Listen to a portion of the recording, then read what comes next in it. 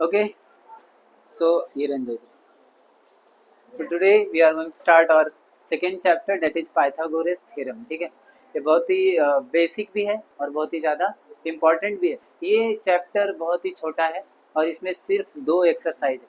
हमारे मैथ्स 2 में ना दो लेसन बहुत अच्छे माने जाते हैं। एक तो ये सेकंड लेसन जो कि बहुत स्वीट है, सिर्फ 2 एक्सरसाइज है, खत्म है ना। और एक चैप्टर है फिफ्थ वाला, कोऑर्डिनेट ज्योमेट्री। यस, हाँ।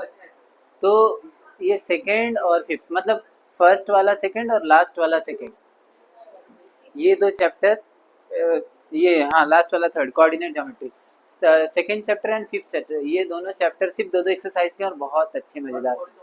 ठीक है, फोर्थ भी 2 ही एक्सरसाइज का है, बट उसमें कंस्ट्रक्शन है तो थोड़ा प्रैक्टिस लगता है। ठीक है, सबको नहीं होता ना।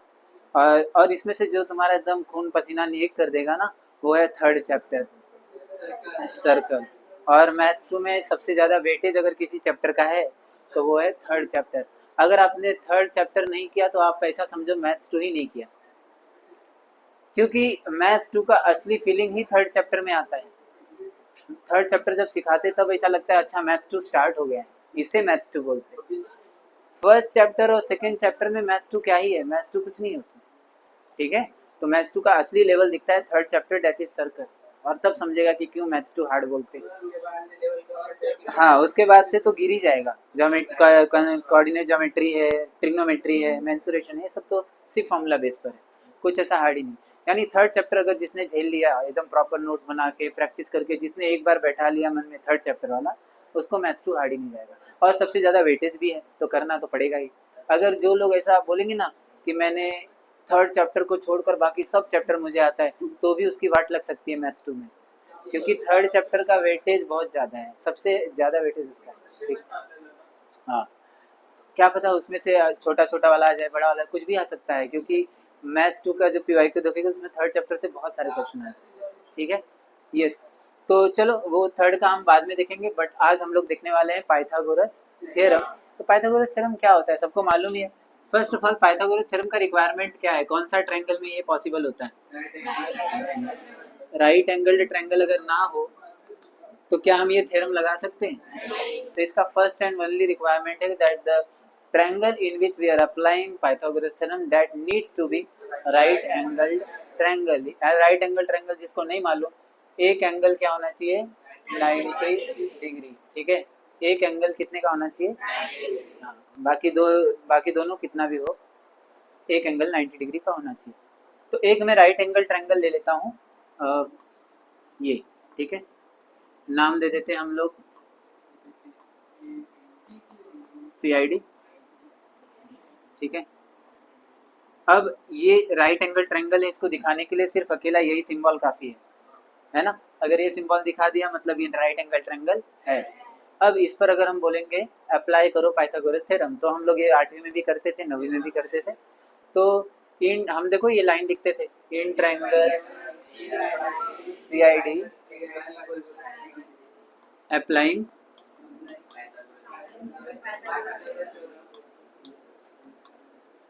Applying Pythagoras theorem by Pythagoras theorem भी सही है, अप्लाइंग पाइथागोरस थ्योरम भी सही है।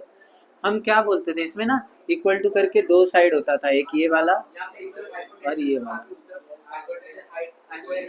यस, तो एक तरफ हाइपोटेनियस और एक तरफ बाकी दोनों साइड का सम, और इन सब का स्क्वायर जरूरी है। अब यहाँ पर हाइपोटेनियस, अकेले में हाइपोटेनियस होता है, तो हाइपोटेनियस किसको बोलते हैं, जो ये 90 बना है इसके एग्जैक्टली सामने वाला, तो ये सामने वाली साइड का नाम क्या है, CD स्क्वायर।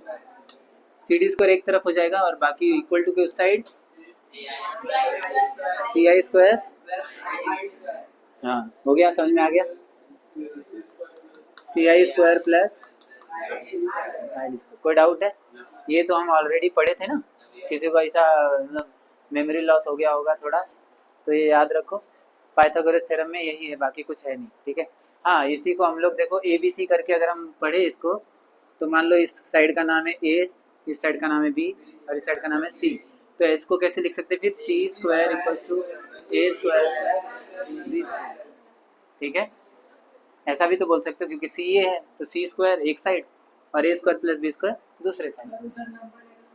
हाँ नंबर रहेगा तो नंबर। अच्छा अगर हम इसको ऐसे लिखें a square plus b square is equal to c square तो भी वही बात है ना, बस इसको उधर इसको इधर कर दिया तो भी वही बात है। बस ये ध्यान रखो कोई हाइपोटेनस एक साइड होना चाहिए, बाकी दोनों साइड एक साइड। अब देखो first side second side third side, triangle को तीन ही तो साइड होती है तो तीनों साइड आ गए ना। इसमें से जो 90 के सामने वाला है वो अकेला रहता है, बाकी दोनों एक साइड रहते हैं। ठीक है, तो ये तुम्हें पता ही था, जस्ट मैं रिवीजन के लिए ये पढ़ाया। अब हम आगे देखते हैं ट्रिपलेट के बारे में।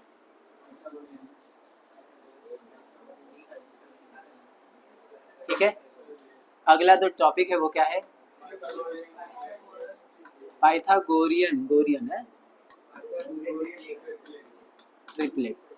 एक ऐसा ट्रिपलेट क्या होता है? Triplet a group of three number, a group of three number is what? Triplet. तो ऐसा कोई तीन नंबर बताओ जो राइट एंगल ट्रायंगल की वैल्यू होने पर पाइथागोरस थ्योरम परफेक्टली अप्लाई हो जाए। ऐसा कौन से तीन तीन नंबर है पाइथागोरियन ट्रिपलेट, कौन से? तो जो सबसे पहला ट्रिपलेट है, जो सबसे पहला ट्रिपलेट है वो पता है कौन सा है? 3 4 5 क्या है? ये सबसे फर्स्ट ट्रिपलेट है पाइथागोरस का। अब इसको हम अप्लाई करके देखते हैं। ये ट्रिपलेट क्यों है तुम्हें अभी समझेगा। चलो मान लो मैं एक ट्रायंगल ले लेता हूँ, इसका नाम रखता हूँ ABC, जिसमें से अच्छा एक चीज और ध्यान में रखना, तुम्हें कैसे पता चलेगा कि इसमें से हाइपोटेनस कौन सा है? यस, जो सबसे बड़ी साइड होती है इसमें से कौन बड़ा है? ये बड़ा है। हाँ, तो ये हाइपोटेनस हो गया और ये बाकी दोनों साइड्स हो गए। तो ये 5 है तो मैं इसको 5 बोल सकता हूँ ना ऐसे, और ये 3 4 है तो तुम किसको भी ले लो, ये 3 ले लो ये 4 ले लो, हो गया साइड। अब इस पर पाइथागोरस लगाओ, तो इस पर बाय कौन सा थ्योरम?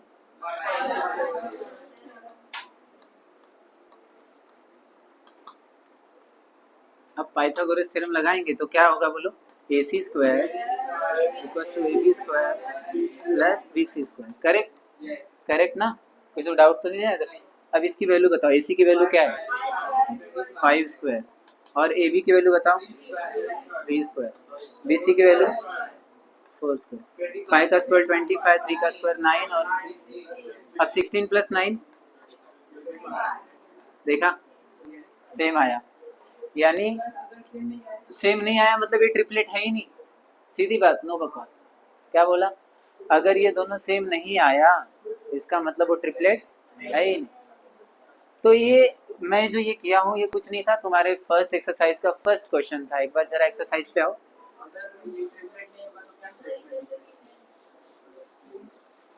उस एक्सरसाइज का फर्स्ट क्वेश्चन पढ़ो, क्या दिया है? Identify with reason which of the following are Pythagorean triplet. अच्छा वही था क्या? पहला ही क्वेश्चन था 3 5 4, पहला ही क्वेश्चन क्या था? तो आपको कुछ करना नहीं है इसमें, ये मान लो तुम्हारे क्वेश्चन नंबर 1 का फर्स्ट वाला है ना ये, तो 3 4 5 बोलो, 3 5 4 बोलो। तो इसका आंसर कैसे लिखेंगे देखो, इन ट्रिपलेट 3 4 5 क्या करेंगे, जो सबसे बड़ी साइड है उसका स्क्वायर निकालेंगे। सबसे बड़ी साइड कौन सी है? तो 5 का स्क्वायर निकालेंगे, कितना आएगा? इसको बोल देंगे 1। क्या बोल देंगे इसको? अब बचा कौन सी दो साइड है ना, तो उन दोनों का स्क्वायर करके जोड़ दो, 3 का स्क्वायर 4 का स्क्वायर। तो 3 का स्क्वायर क्या होता है? 4 का स्क्वायर क्या होता है? 16 प्लस 9 25, इसको बोल दो 2। तो क्या दोनों सेम है? तो ऐसा लिखो, फ्रॉम 1 एंड 2 हम ऐसा बोल सकते हैं कि 5 square is equal to 3 square plus 4 square. अब क्योंकि ऐसा हो गया इसका मतलब ये हो गया कि पाइथागोरस थ्योरम फॉलो हो रहा है, और क्योंकि पाइथागोरस थ्योरम फॉलो हो रहा है तो ऐसे नंबर को हम क्या बोलते हैं कि ये ट्रिपलेट है। तो देयरफॉर 3 4 5 इज अ पाइथागोरस नहीं, पाइथागोरियन ट्रिपलेट। इजी? कुछ हार्ड है? सेम यही सारा सब तुम्हारा। देखो सेकंड क्वेश्चन भी क्या है, 4 9 12, 4 9 देखो 4 9 12, सबसे बड़ी साइड कौन सी है? 12। तो 12 का स्क्वायर बताओ। 144, इसको मान लो 1। अब 4 का स्क्वायर प्लस 9 का स्क्वायर, तो 4 का स्क्वायर क्या होता है 16, और 9 का स्क्वायर 81 प्लस 16 97, ये हो गया सेकेंड। तो क्या फ्रॉम 1 एंड 2 क्या दोनों सेम है? तो फ्रॉम 1 एंड 2 12 का square is not equal to 4 का स्क्वायर प्लस 9 का square. Therefore 4, 9, 12 is not a, क्या है ये एस। अगर ये भी नहीं करने आ रहा है ना तो छोड़ दो फिर। इसके आगे सेम लाइन पे, अच्छा ये लाइन लिखने के बाद डॉट डॉट डॉट करके फ्रॉम 1 एंड 2 ऐसा, तो यहाँ देयरफॉर डालना है ना, हाँ चलेगा। फुल मार्क्स ये कितने, एक एक मार्क्स का ही तो आता है, ये ज़्यादा हार्ड नहीं है, ये एक एक मार्क्स के लिए आता है, और ये इसमें कुछ ज़्यादा दिमाग भी नहीं लगाना है, बस आपको दोनों कंपेयर करना है, दोनों का स्क्वायर वैल्यू। हाँ क्या, क्योंकि पाइथागोरस में हम स्क्वायर ही तो निकालते हैं, बिना स्क्वायर के हम। हाँ इसके लिए एक रिक्वायरमेंट है कि आपको ना 1 से लेकर 30 तक स्क्वायर याद कर लो, ठीक है। अगर नहीं याद है तो ठीक है। पता चला पूछ दिया 19 का स्क्वायर क्या हो गया तो मेघा जैसा मुंह बना दोगे।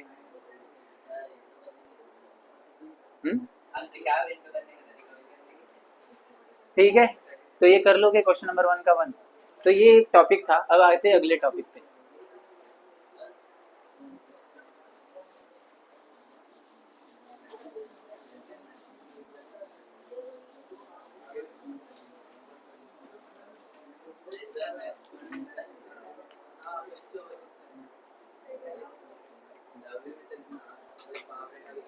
नाइन्थ का मैं बोला था ना, नाइन्थ का मैथ्स 2 और 10th के मैथ्स 2 में 9th का मैथ्स 2 कंपैरेटिवली हार्डर है। मेरे पास एक बुक थी ना, ये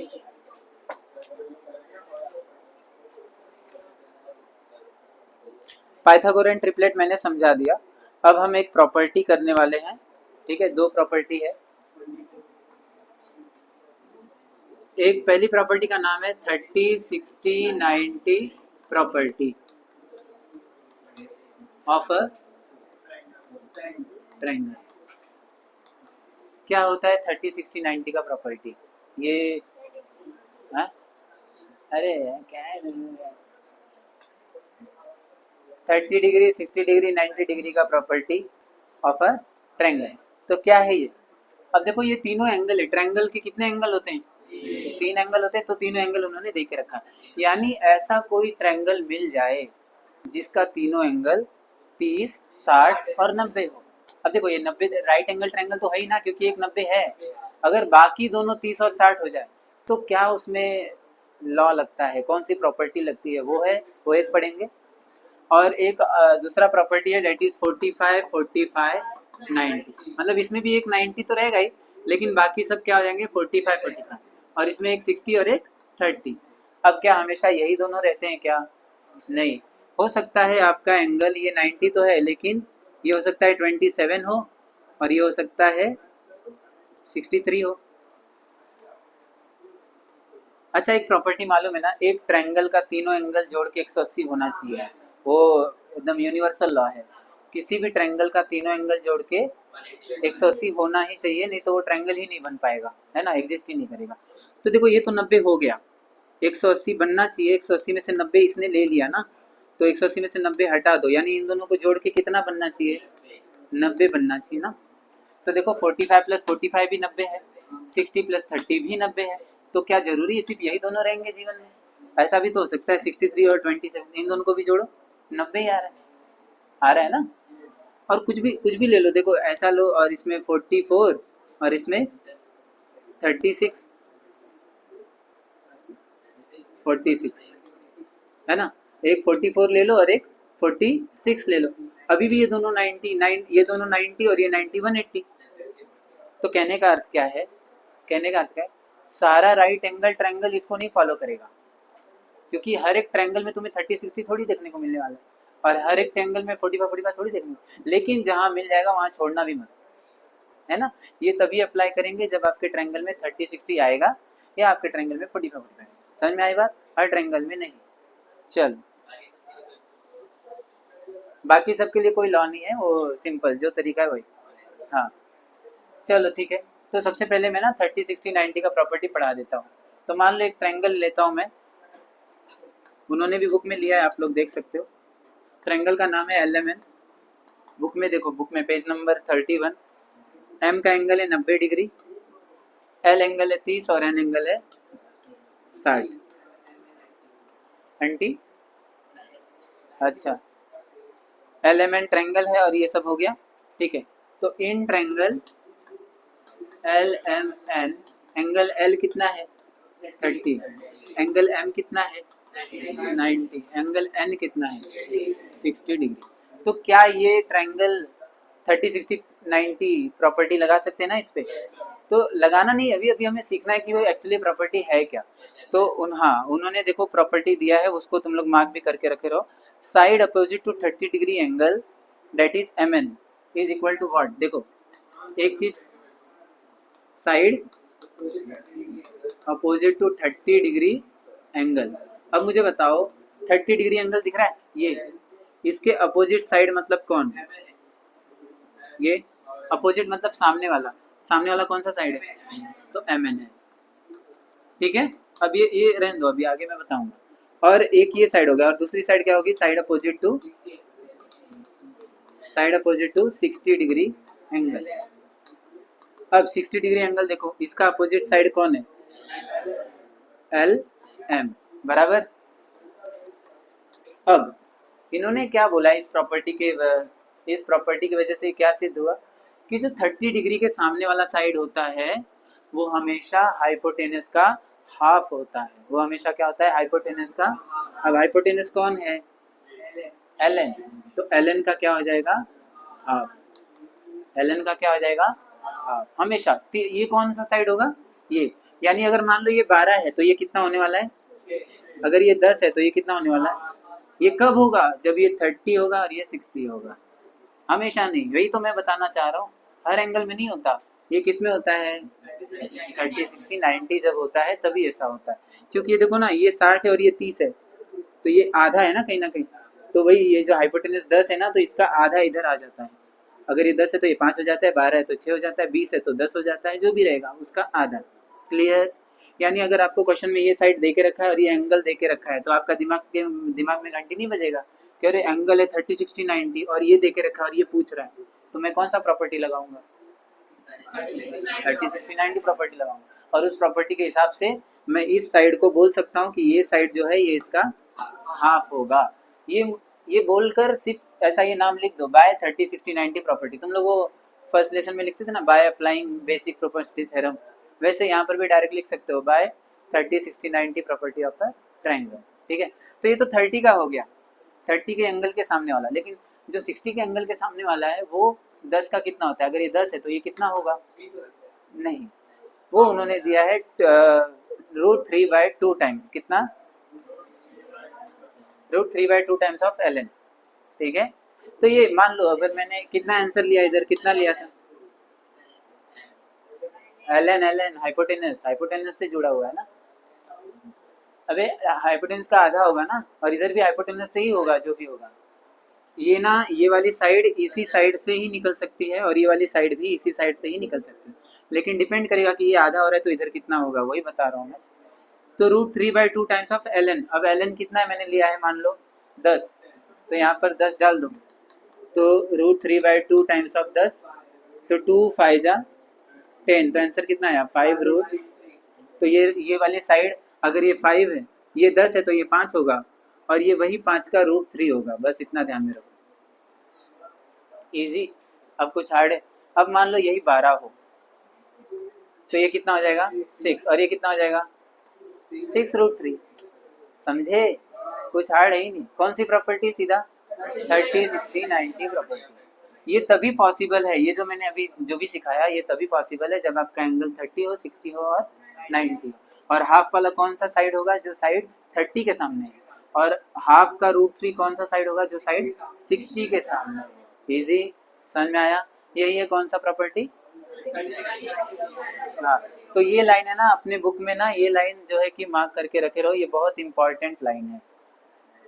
ये तुम्हें याद करके रखना। मैं फिर ऐसा सीधा बोल दूंगा कि 30, 60, 90 प्रॉपर्टी के हिसाब से 30 डिग्री के सामने वाला साइड हाइपोटेनस का कितना टाइम होता है, तो हाफ टाइम। और 60 डिग्री के सामने वाला क्या होता है, √3/2 ऑफ हाइपोटेनस। ये इसको ln नहीं बोल सकते ना, क्योंकि हर टाइम थोड़ी ln होगा, उसमें बोल सकते ना, यहाँ पर बोल दो हाइपोटेनस, डायरेक्ट हाइपोटेनस, यानी half of hypotenuse, √3/2 of hypotenuse. अब हाइपोटेनस जो भी होगा वो वैल्यू डाल देना। Okay, clear. ये कौन सी, ये प्रॉपर्टी को ध्यान में रखो। अभी अगला प्रॉपर्टी करें।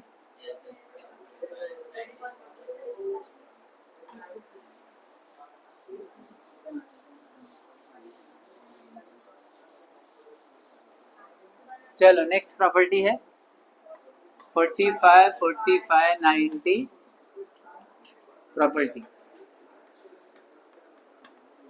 Of a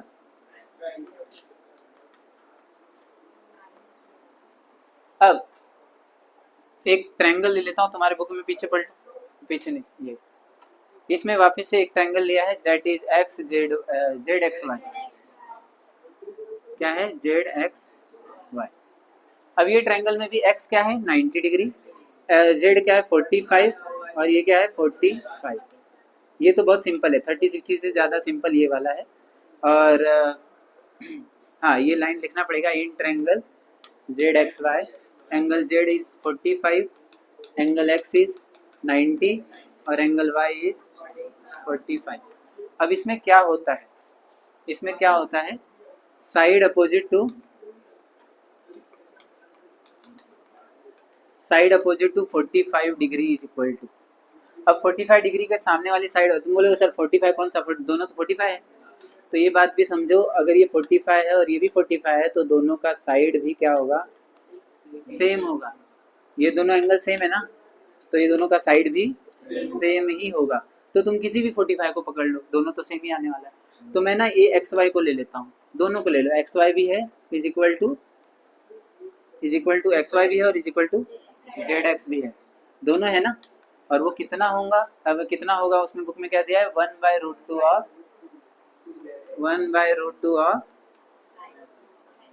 Z Y that is, जो भी हाइपोटेनस रहेगा उसको मल्टीप्लाई करेंगे 1/√2 से, किससे। हाँ, अब यहाँ मान लो कि तुम्हारा ये हाइपोटेनस दिया है 10, कितना दिया है, तो बस उसके सामने क्या लिख दो, 1/√2 इंटू 10। अब बोले सर इसको सॉल्व कैसे करेंगे, इसको सॉल्व भी तो करना पड़ेगा। तो 10 1 जा 10, सीधा 10/√2। अब मुझे बताओ, एकदम दिल पे हाथ रख के बताना, वैसे तो वो सही है लेकिन नीचे रूट अच्छा लगता है क्या। इसके लिए हमने एक तरीका सीखा था, रेशनलाइजिंग द डिनोमिनेटर सीखा था। देखो देखो, याद करो 9th स्टैंडर्ड में एक चैप्टर था, rationalising the denominator, second chapter था वो, याद आ रहा है। उसमें क्या करते थे, जो नीचे है उसी से मल्टीप्लाई कर देते थे, रेशनलाइज करते थे, याद आ रहा है। जो भी नीचे रहेगा उसी से मल्टीप्लाई कर देते थे। तो इससे होता क्या था, 2 into root two 10 into root two क्या हो जाएगा 10√2, और नीचे √2 इंटू √2 2, √2 इंटू √2 क्या हो जाता था 2, क्योंकि रूट में कोई दो नंबर सेम रहेगा तो वही नंबर आता है बिना रूट का, ये याद में रखो। अगर मान लो √5 इंटू √5 आ गया तो 5, √4 इंटू √4, √7 इंटू √7 7। समझ में आया। तो अब देखो ये 2 कट सकता है, 2 1 जा 2 5, तो इसका एक्चुअल आंसर है 5√2। देखा, तो ये आंसर सही था लेकिन थोड़ा सा मैथ्स के हिसाब से अच्छा नहीं लग रहा था, तो उसको हमने ना रेशनलाइज किया। और ये रेशनलाइज ऑलरेडी हमने 9वीं में सीखा है ना।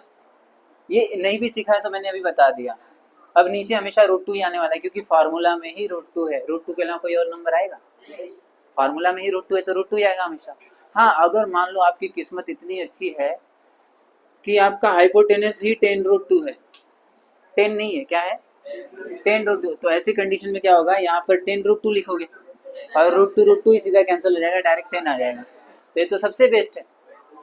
लेकिन अगर मान लो ना आए तो क्या करेंगे, हम रेशनलाइज कर देंगे। हाँ, अगर मान लो, हाँ ये भी हो सकता है, मान लो √3 आ गया तो 10√3 आ गया तो पहले तो 10 √3 1 जा 10√3 इधर शांति से लिखो। और फिर यहाँ जो भी था 10√3 था ना, यहाँ रहने दो। और रूट हमें नीचे रेशनलाइज करना है, तो ऊपर का कुछ भी मतलब नहीं, तो √2 से ही मल्टीप्लाई करेंगे। अब इससे होगा क्या, 10 इधर नंबर 1 है तो 10 1 जा 10। अब √3 √2 जा √6, अंदर रूट वाले मल्टीप्लाई हो जाए, 3 2 जा 6। मैंने देखो एक बार बताया था, नंबर से मल्टीप्लाई आता है, रूट वाले से मल्टीप्लाई, तो 3 2 जा 6 हो गया। और नीचे क्या हो जाए, √2 इंटू √2 2, वापिस से वही कहानी है। तो यहाँ 5√2 की जगह क्या आएगा, 5√, बस समझे। कुछ भी आने दो, ऐसा घाबरने का नहीं, सारा ऑप्शन। वैसे तो ऐसा होगा नहीं, लेकिन फिर भी अगर हो भी गया तो मैंने बता दिया, ठीक है। और इसमें सिर्फ एक ही लाइन है, अपना 30 60 जैसा 2 लाइन नहीं है, इसमें सिर्फ एक लाइन है, क्योंकि ये भी तो वही 45 है ना। अगर मान लो इसका आंसर कितना आया था, इसका 5√6 आया था ना, तो ये भी कितना आएगा। अगर मान लो ये 10 था तो ये कितना आया था, 5√2 आया था, तो ये भी कितना आ जाएगा। समझे बात, इजी। जितना ये आएगा उतना ही ये भी आएगा। ये कब होगा, जब 45 45 90 होगा तभी। 30 60 90 में ऐसा नहीं है, 30 वाला अलग 60 वाला अलग। लेकिन यहाँ क्योंकि दोनों 45 है तो दोनों की वैल्यू क्या आने वाली है, सेम। और फार्मूला याद रखो।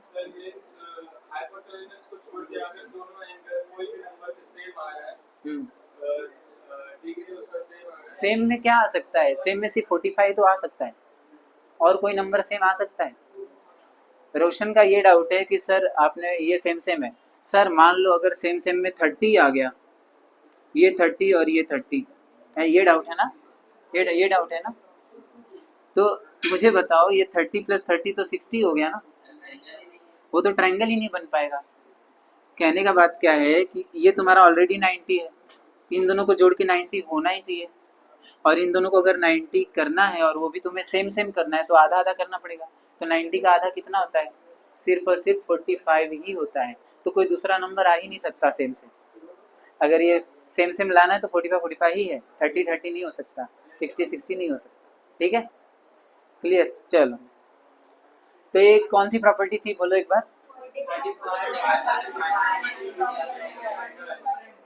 35 बोला ना, 35 बोला, तो 35 बोला। तो ये कौन सी 45 45 90 प्रॉपर्टी, ठीक है। तो ये लाइन अगर मैं किसी को भी पूछ दूँ ना, अगर खड़ा करके, तो बताना पड़ जाएगा, महंगा पड़ जाएगा, तो ध्यान में रखेंगे। खड़ा, चलो बताओ। 30 डिग्री के 30 60 90 ट्रायंगल है। 30 डिग्री के सामने वाला जो साइड है वो हाइपोटेनस का कितना टाइम होता है, उसका साइड कितना होता है। 30 60 90 ट्रायंगल है, तो 30 के सामने वाला साइड कितना होगा।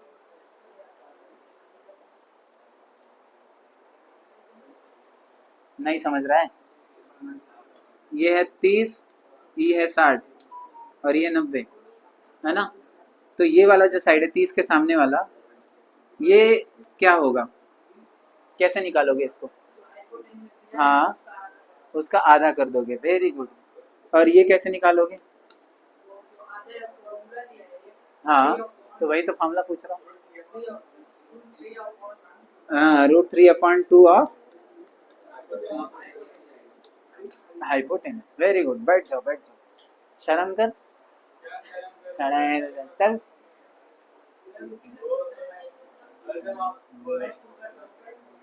तू खड़ा बता, 45 के सामने वाला साइड कितना होगा। 45 45 90 ट्रायंगल है, तो 45 के सामने अपोजिट वाली साइड कितनी होगी। 1/2। हाँ, 1/√2 बोला, क्या बोला तू, वापिस बोल। बोला नहीं ना, बोलना।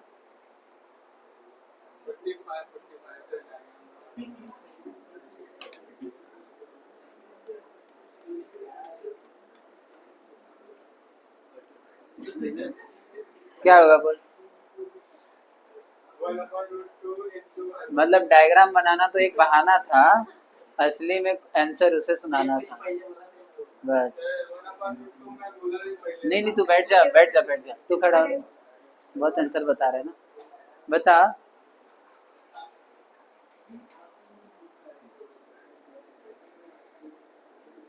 क्या बताएगा तू? 12, 5, 12 और 13, 5, 12 और 13, ये पाइथागोरियन ट्रिपलेट है या नहीं? 5, 12 और 13 ये पाइथागोरियन ट्रिपलेट है या नहीं? अभी सॉल्व करो, बताओ मेरे को। नहीं है, एक जन ने बोला नहीं है, एक जन बोल रहा है।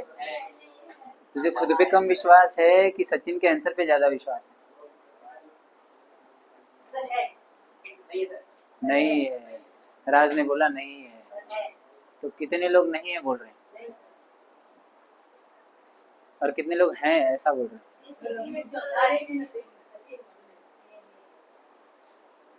है है है है, इधर तीनों है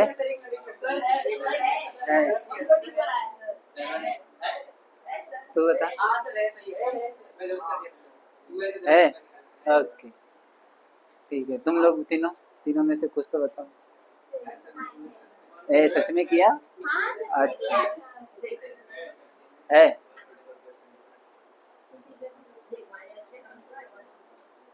ठीक है,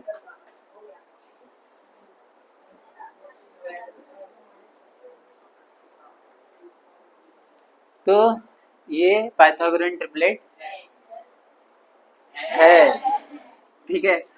तो 13 का स्क्वायर होता है 169, 5 का स्क्वायर और 12 का स्क्वायर 25 प्लस 144 होता है 160, दोनों सेम है, तो ये पाइथागोरियन ट्रिपलेट है। तो है इसलिए पूछा। चलो बैठ जाओ, ठीक है। तो अब तक मैंने इसका भी क्वेश्चन तुमसे करा लिया, इसका भी पूछा, इसका भी पूछा, तो हो गया, ठीक है ना। ना मैं नहीं चाहता तुम डिप्रेशन में जाओ, ऑलरेडी मैं। चलो ठीक है, तो अब इसके बाद आता है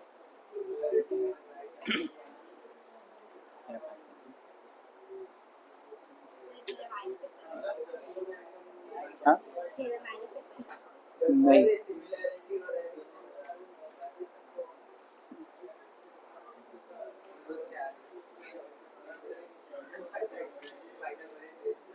ये 2.1 ही थोड़ा सा लेंदी है, उसके बाद 2.2 नहीं है इतना। चलो ठीक है, देखते हो पेज नंबर 33, पेज नंबर 33 पे आओ, उस थ्योरम पर ध्यान दो जरा। वो थ्योरम क्या लिखा है तुला कळलं ना? मार्क केलंय ना तू? ते जे दिलं होतं मी मार्क केलं तू? हे हाँ, आणि हे पण हाँ, ठीक है चल हे ठीक है। A similarity and right angle triangle एक थ्योरम है, उस थ्योरम का स्टेटमेंट में पढ़ रहा हूँ। देखो, एक राइट एंगल ट्रायंगल में if the altitude is drawn to the hypotenuse then the two triangles formed are similar to the original triangle and to each other. क्या बात, बहुत मस्त। इनका क्या कहना है, ये एक थ्योरम है, ठीक है। इन्होंने ये क्या बोल रहे हैं, अगर कोई एक राइट एंगल ट्रायंगल लो, ठीक है, ये राइट एंगल ट्रायंगल का नाम क्या दिया उन्होंने? ABC, ठीक है, ABC। अब वो क्या बोल रहे हैं ना, अगर हाइपोटेनस पे एक एल्टीट्यूड गिर गया, एक एल्टीट्यूड बनाओ हाइपोटेनस पर। एल्टीट्यूड जिसको नहीं पता उसको बता दूं, 90 डिग्री, मतलब परपेंडिकुलर बनाओ किस पर? हाइपोटेनस पर। कहाँ से? 90 वाले एंगल से, यहाँ से एक एल्टीट्यूड बनाओ। तो इधर से एल्टीट्यूड अगर बनाओगे ना तो ये ऐसे बनेगा, समझा? समझा कि नहीं समझा? इसको हम क्या बोलते हैं? एल्टीट्यूड। क्यों? क्योंकि ये 90 डिग्री है। तुमने वो पढ़ा है ना यार, ये थोड़ा सा टेढ़ा है इसलिए तुम्हें नहीं समझ में आ रहा होगा। ये देखो, एक एक होता है, ये देखो, एक होता है जो बीच में जाता है जिसको हम बोलते हैं मीडियन, और एक होता है जो सीधा जाता है उसको हम बोलते हैं एल्टीट्यूड। याद आया? आरटी में पढ़ा था।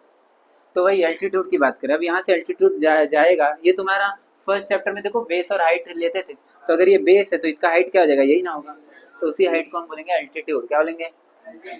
चलो, तो ये एल्टीट्यूड है BD, ठीक है। तो अब इस एल्टीट्यूड ने क्या किया, इस ट्रायंगल को दो हिस्से में बांट दिया। पहला हिस्सा ये रहा ABD, और दूसरा हिस्सा BCD, बराबर, या BDC बोलो और BDA बोलो, है ना? क्या? BDA, BD सी, ये दो ट्रायंगल बन गए। और ओरिजिनल ट्रायंगल का नाम क्या था? तो तीन ट्रायंगल हो गए, बोल सकता हूँ। पहले ट्रायंगल का नाम क्या था? A B C. दूसरे ट्रायंगल का नाम B D A, B D A. तीसरे ट्रायंगल का नाम B D C. Actually right angle triangle को इस सिंबल से नहीं दिखाते, इस सिंबल से दिखाते, मतलब वो भी राइट ही बना दो, ठीक है। या तुम्हारे बुक में दिया है तो छोड़ो, वही रहने दो। लेकिन कहने का अर्थ क्या है ना, यहाँ पे तीन ट्रायंगल बन गए हैं, ठीक है। अभी ये तीन ट्रायंगल का इनका क्या कहना है, अब देखो लाइन पढ़ो वापस से। In a right angled triangle if the altitude is drawn, कहाँ पर? To the hypotenuse, then the two triangle formed, इससे जो दो ट्रायंगल बन रहा है, that will be similar to the original triangle and also to each other. यानी ये जो दो ट्रायंगल है आपस में भी सिमिलर होंगे और ओरिजिनल वाले को भी सिमिलर होंगे, ठीक है। तो इसको मैं कैसे लिख सकता हूँ? Triangle A B C is similar to triangle B D A, और triangle A B C is similar to triangle B D C. और तीसरा में वो दोनों एक दूसरे को भी होंगे, तो एक दूसरा कौन है? यही दोनों है। तो triangle B D A is similar to triangle B D C. ये तीन लाइन उन्होंने बोला है। किसी को डाउट है इन तीनों में? ये देखो, ये दिया है ना, और ये प्रूफ करना है अपने, वो प्रूफ करना पड़ेगा। वो अभी थ्योरम में पढ़ रहे हैं ना, तो उसे हमें प्रूफ करना पड़ेगा। बोलो क्या डाउट है? एल्टीट्यूड ये होता है जो 90 डिग्री बनता है। और हाँ, अब ये इसने क्या किया, एक लकीर खींच दिया, इन दो ट्रायंगल बन गए। ये एक ट्रायंगल बन गया और ये एक ट्रायंगल बन गया। ये पहले ट्रायंगल का नाम बी डी ए हो गया, इस ट्रायंगल का नाम बी डी सी हो गया, बराबर। और ओरिजिनल ट्रायंगल का नाम ए बी सी। तीन ट्रायंगल बने, तीन ट्रायंगल। ओरिजिनली में यही ट्रायंगल था ना, लेकिन क्योंकि एक एल्टीट्यूड बनाया तो दो ट्रायंगल बन गए, समझा? अब यही बोल रहे हैं वो कि ये जो ट्रायंगल बना है ये इसको सिमिलर होगा, ये भी इसको सिमिलर होगा, और ये दोनों आपस में भी क्या होंगे? सिमिलर होंगे। यही उन्होंने बोला है। लेकिन वो बोला है कि ऐसा होगा, बट हमें क्या करना है? उसको प्रूफ करना है। तो चलो आते हैं आगे।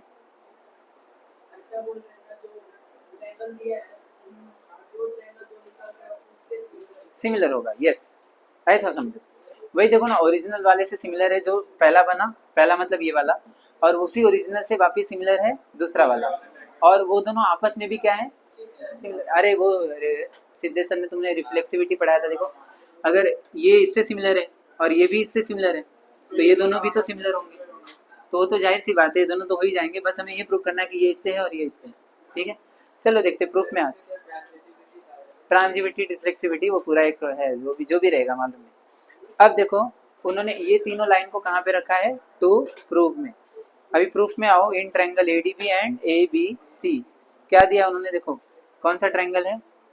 ए डी बी और A D A B C, A D B और ए बी सी।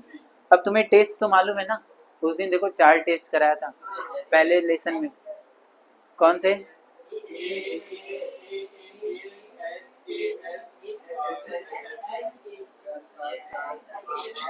बस बस, मुझे क्या करना है? मुझे ये वाला ट्रायंगल, ये वाला ट्रायंगल और ओरिजिनल ट्रायंगल, ये वाला ट्रायंगल और ओरिजिनल ट्रायंगल को सिमिलर करना है। तो पहले नाम बताओ।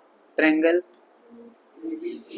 ADB, ADB and triangle ABC, दो ट्रायंगल, एक पहला पार्ट वाला और एक ओरिजिनल वाला, ठीक है। मैं पहले पार्ट को ओरिजिनल से पहले सिमिलर करूंगा, फिर दूसरी बार क्या करूंगा? सेकंड वाले पार्ट को ओरिजिनल से सिमिलर करूंगा, तो वो दोनों ट्रांजिटिविटी से आपस में भी क्या हो जाएंगे? सिमिलर। ये मेरा प्रोसेस होने वाला है, तो ध्यान दो जरा। तो उन्होंने देखो एक टेस्ट लगाया, जिसको टेस्ट का नाम दिया AA टेस्ट। सिमिलर ही प्रूव करना है ना, तो दो एंगल अगर सेम हो गए ना, तो वो ट्रायंगल सिमिलर हो जाते हैं। तो मुझे बताओ इन दोनों में कौन सा ट्रायंगल, अगर मैं ADB की बात करूँ, कौन सा ट्रायंगल? ये बहुत इंपॉर्टेंट है, ध्यान दो। ADB, क्या मुझे D एंगल 90 दिख रहा है? तो यहाँ लिख दूं मैं एंगल D। अच्छा, इसमें भी एक एंगल 90 है, कौन? B। तो एंगल D किससे इक्वल हो गया? B से। क्यों? Each angle 90 degree. क्लियर? ये एक एंगल सेम हो गया। दूसरा एंगल कॉमन, देखो ये कॉमन है, मतलब इस ट्रायंगल में भी A आ रहा है ओरिजिनल ट्रायंगल में भी ए आ रहा है, तो ए तो कॉमन हो गया, तो कॉमन है तो सेम ही होगा। तो angle A is equal to angle A, क्या लिखेंगे? Common angle. क्लियर हो गया? क्योंकि दो एंगल सेम हो गए, इससे मैं ये डायरेक्ट बोल सकता हूँ कि triangle ADB is similar to triangle ABC. क्या बात, सीधा हो गया। फ्रॉम मैं ऐसा भी लिख सकता हूँ फ्रॉम 1 and 2, लेकिन यहाँ पर सीधा लिख दो ए ए टेस्ट, तो भी समझ जाएंगे कि कौन सा ए था। ये दोनों ऊपर लिखा है। वीडियो तो नहीं पॉज हुआ ना? एरोप्लेन मोड में डालो। ओके, तुम इसमें इसमें ए टेस्ट लगा सकते हो। ऑन हुआ? हाँ। क्या तुम इसी अभी सेकंड वाला ट्रायंगल में क्या सेम ए टेस्ट लगा सकते हो? पहला क्या है? 90 90, और ये सी इस बार कॉमन हो गया क्योंकि इसमें भी सी आ रहा है, ओरिजिनल में भी सी आ रहा है, तो कॉमन एंगल उधर भी हो गया। यानी सेम स्ट्रेटेजी दूसरे वाले में भी लग रहा है। तो वो तुम्हारे बुक में देखो उस साइड दिया है, in triangle BDC and ABC वही कॉमन एंगल और ईच एंगल 90 डिग्री, और वो भी ए टेस्ट से दोनों क्या हो गया? सिमिलर हो गए। अब इसको उन्होंने इसको 1 दिया है, और वो जो दूसरा वाला पार्ट था ना ये वाला, इसको 2 दिया है, तो फ्रॉम 1 and 2 आपस में भी ट्रांजिटिविटी, यस हाँ नितेश, ट्रांजिटिविटी से वो क्या हो जाएंगे? आपस में भी सिमिलर हो जाएंगे। ट्रांजिटिविटी मतलब संक्रामक, क्या लिखा है? संक्रामकता, यस संक्रामकता। कोरोना संक्रमण होता है, वैसे वो संक्रमण हो गया, संक्रामकता। ट्रांजिटिविटी नहीं समझ में आया? ये बिल्कुल उसकी तरह है जैसे वो सिद्धेश्वर ने लास्ट टाइम तुम्हें एक एग्जांपल दिया था कि तुम्हारा दोस्त ये है और तुम्हारा दोस्त रोशन भी है। सुनो सुनो सुनो, तुम्हारा दोस्त नितेश है और तुम्हारा दोस्त रोशन भी है, तो क्या रोशन और नितेश आपस में दोस्त नहीं हो गए? हो गए ना इनडायरेक्टली, क्योंकि तुम कॉमन दोस्त आया तो वो भी आपस में दोस्ती कर ही लेंगे। तो ये उसकी तरह ही है बेसिकली। ठीक है, छोटा ऐसा एक उदाहरण लेके समझा रहा हूँ। चुप रहे। क्लियर हो गया? समझ में आ गया? तो ये कौन सा थ्योरम था? ये भाई थ्योरम का नाम क्या था? Similarity and right angle triangle. ये क्योंकि इसमें हमने सिमिलर प्रूव किया ना, समरूपता है ना, इसमें समरूपता यानी काटकोण त्रिकोण। ठीक है, क्योंकि हमने इसमें सिमिलर प्रूव किया इसलिए इस थ्योरम का नाम है similarity and right angled triangle theorem. उसके आगे थ्योरम लिख देना। ठीक है, चल अब आता है एक नया थ्योरम, वो है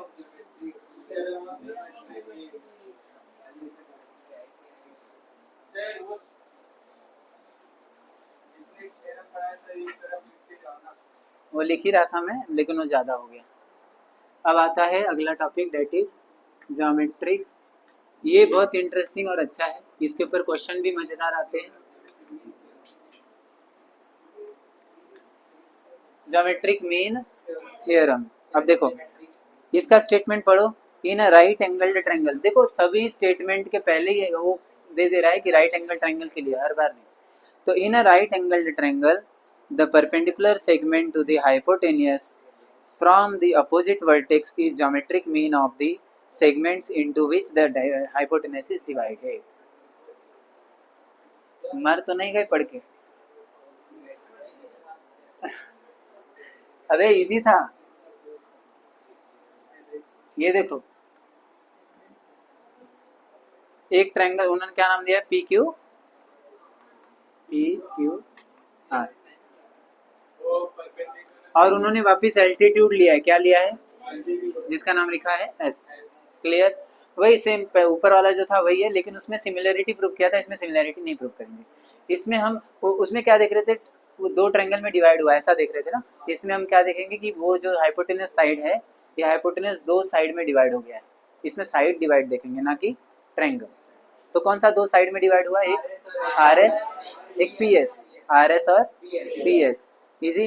तो ये दो साइड में डिवाइड हुआ। अब यही दोनों साइड के ऊपर ये थ्योरम बना है। अब देखो वो क्या बोल रहे हैं, ज्योमेट्रिक मीन थ्योरम क्या बोलता है ना, कि अगर किसी साइड ने आकर इसको अल्टीट्यूड बना दिया तो वो साइड का स्क्वायर इक्वल होता है इन दोनों साइड के मल्टीप्लिकेशन से, मतलब are S into S P. ये हमेशा याद रखना, बहुत इजी थ्योरम है। यही यही अपने को क्या करने का है, प्रूव करने का। देखो टू प्रूव में यही लिखा है, देखो लिखा ही नहीं है, छोड़ो। लेकिन लास्ट में यही प्रूव हुआ है ना, लास्ट में देखो यही प्रूव हुआ है।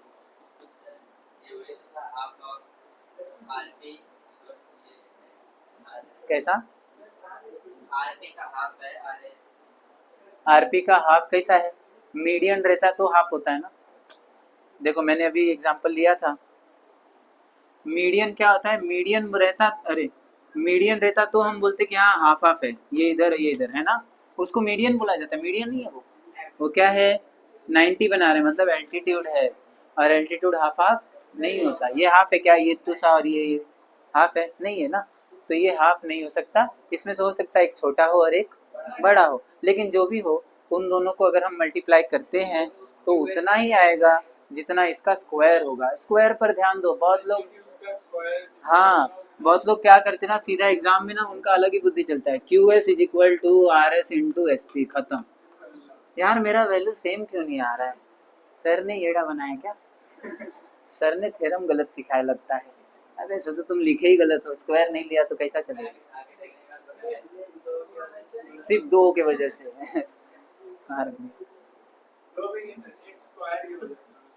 समझ में आया? तो इसको प्रूव करेंगे हम, चलो देखते हैं। प्रूव वैसे तो कुछ मतलब नहीं है, फिर भी देख लो।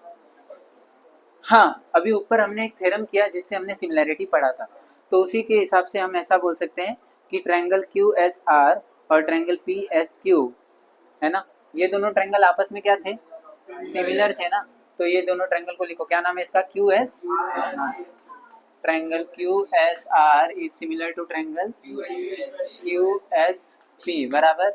ये दोनों ट्रायंगल क्या है, सिमिलर है। ये मुझे बताने की जरूरत नहीं है, अभी मैंने इसके पहले यही सिखाया कि ये दोनों ट्रायंगल क्या होंगे, सिमिलर होंगे जब ये 90 बनता है तो क्योंकि ये दोनों सिमिलर हैं, कौन सा प्रॉपर्टी लगाए, कौन सा थ्योरम, तो टेक्स्ट बुक में देखो, similarity and right angled triangle, हाँ similarity of right angled triangle, ठीक है। अब आगे, क्योंकि वो सिमिलर है, क्योंकि ये दोनों ट्रायंगल सिमिलर है, तो क्या मैं उसको रेशो में लिख सकता हूँ, कोई भी ट्रायंगल सिमिलर होता है तो रेशो में लिख सकते हैं ना हम, इक्वल में। तो उन्होंने क्या रेशो लिया है, क्यू एस अपॉन, देखो इसका क्यू एस लिया है, क्यू एस अपॉन, इसको क्यू एस पी ना लिख के पी एस क्यू लिख दो, क्या लिख देते हैं, हाँ अब देखो Q S upon P S is equal to, हाँ S R upon S Q, ठीक है। अब देखो एक ये क्यू एस और एस क्यू एक ही बात हो गया ना।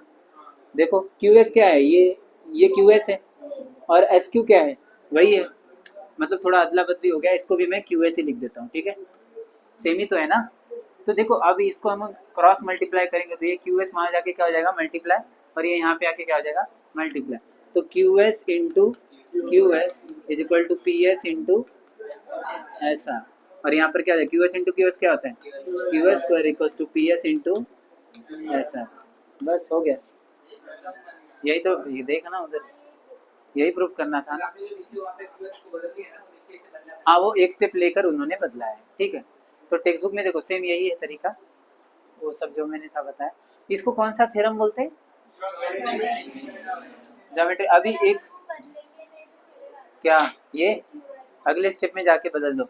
अच्छा अगर मान लो तुम्हारा ऐसा कोई कंडीशन आ गया, Q S into S Q ऐसा आ रहा है, Q S into S Q, तो तुम अगले स्टेप में वो क्यू एस को चेंज कर दो, अगले स्टेप में उसको क्या कर दो, चेंज कर दो, हाँ उसको क्यू एस ले लो, है ना, ताकि समझे कि यहाँ सेम है ना। अब क्योंकि हमने ये प्रूव कर दिया, अब से जब भी ऐसा कुछ हमें देखने को मिलेगा तो हम डायरेक्ट ये लाइन लिख सकते हैं और डॉट डॉट डॉट करके लिख देंगे ज्योमेट्रिक मीन थ्योरम।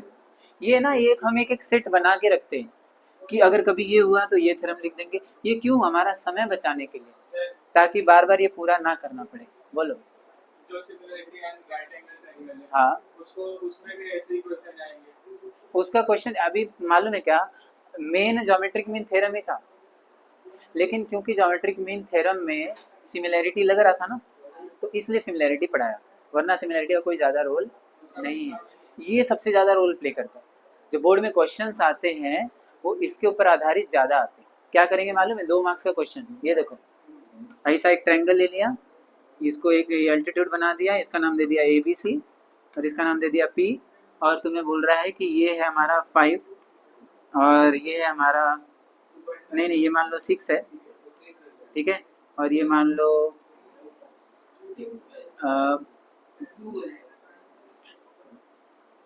9 है। ये कितना है? 9 है। तो ये कितना होगा? ऐसे क्वेश्चन आ जाएंगे 2 मार्क्स के लिए। कोई मुझे बता सकता है कितना होगा? बताओ। 4। क्यों 4 क्यों आया इसका आंसर? जाहिर सी बात है, इसका स्क्वायर कितना होता है? 6 का स्क्वायर 36। तो 9 को किससे मल्टीप्लाई, क्योंकि मल्टीप्लाई करके ही तो सेम आएगा ना, इसके वैल्यू भी पुट कर लो। अरे मतलब इसका स्क्वायर और इसका मल्टीप्लिकेशन सेम आना चाहिए, तो इसका स्क्वायर 36 है, तो इसको किससे मल्टीप्लाई करेंगे कि 36 आएगा? 4 से, तो 4 आ गया। अगर नहीं समझ में आ रहा है तो वैल्यू डाल लो इधर। QS की वैल्यू कितनी है? QS मतलब, हाँ चलो इधर डालो 6, इधर डालो 9 और इधर कितना है बताओ। तो ये QS कितना है? 6। तो 6 का square is equal to PS कितना है? PS मालूम है। और SR कितना है? SR 9। अब देखो हो गया। अब 6 का स्क्वायर क्या होता है? 36 इक्वल टू PS इंटू 9। ये इंटू 9 इधर गया तो डिवाइड बाय 9, हटा दो इसको। तो 9 कितने हटे जी? 4 जा। तो PS की वैल्यू कितनी आ गई? बस हो गए 2 मार्क्स। देखा, वही जो भी होगा 1 मार्क्स 2 मार्क्स। देखा, ये ज्योमेट्रिक मीन पर क्वेश्चन आते हैं, उसके ऊपर वाला जो थ्योरम था ना उसके ऊपर क्वेश्चन नहीं आते। ज्योमेट्रिक मीन इजी था। ज्ञानेश्वरी फ्रेम समझ में आ रहा है ना? ये और ये याद रखो, बाकी वो हिंदी मराठी में जो लिखा है वो छोड़ो, आंसर में मराठी का देखेंगे, ठीक है। आगे बढ़े, आप बहुत ज़्यादा हो गया, क्योंकि देखो ये 2.1 है ना, तो बहुत सारी चीज़ें उन्होंने दिया है, फिर लास्ट में जाके एक्सरसाइज दिया, तो वो सारी चीज़ें पढ़ानी पड़ रही है।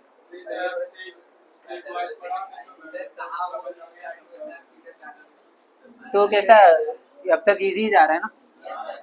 आओ आगे आओ।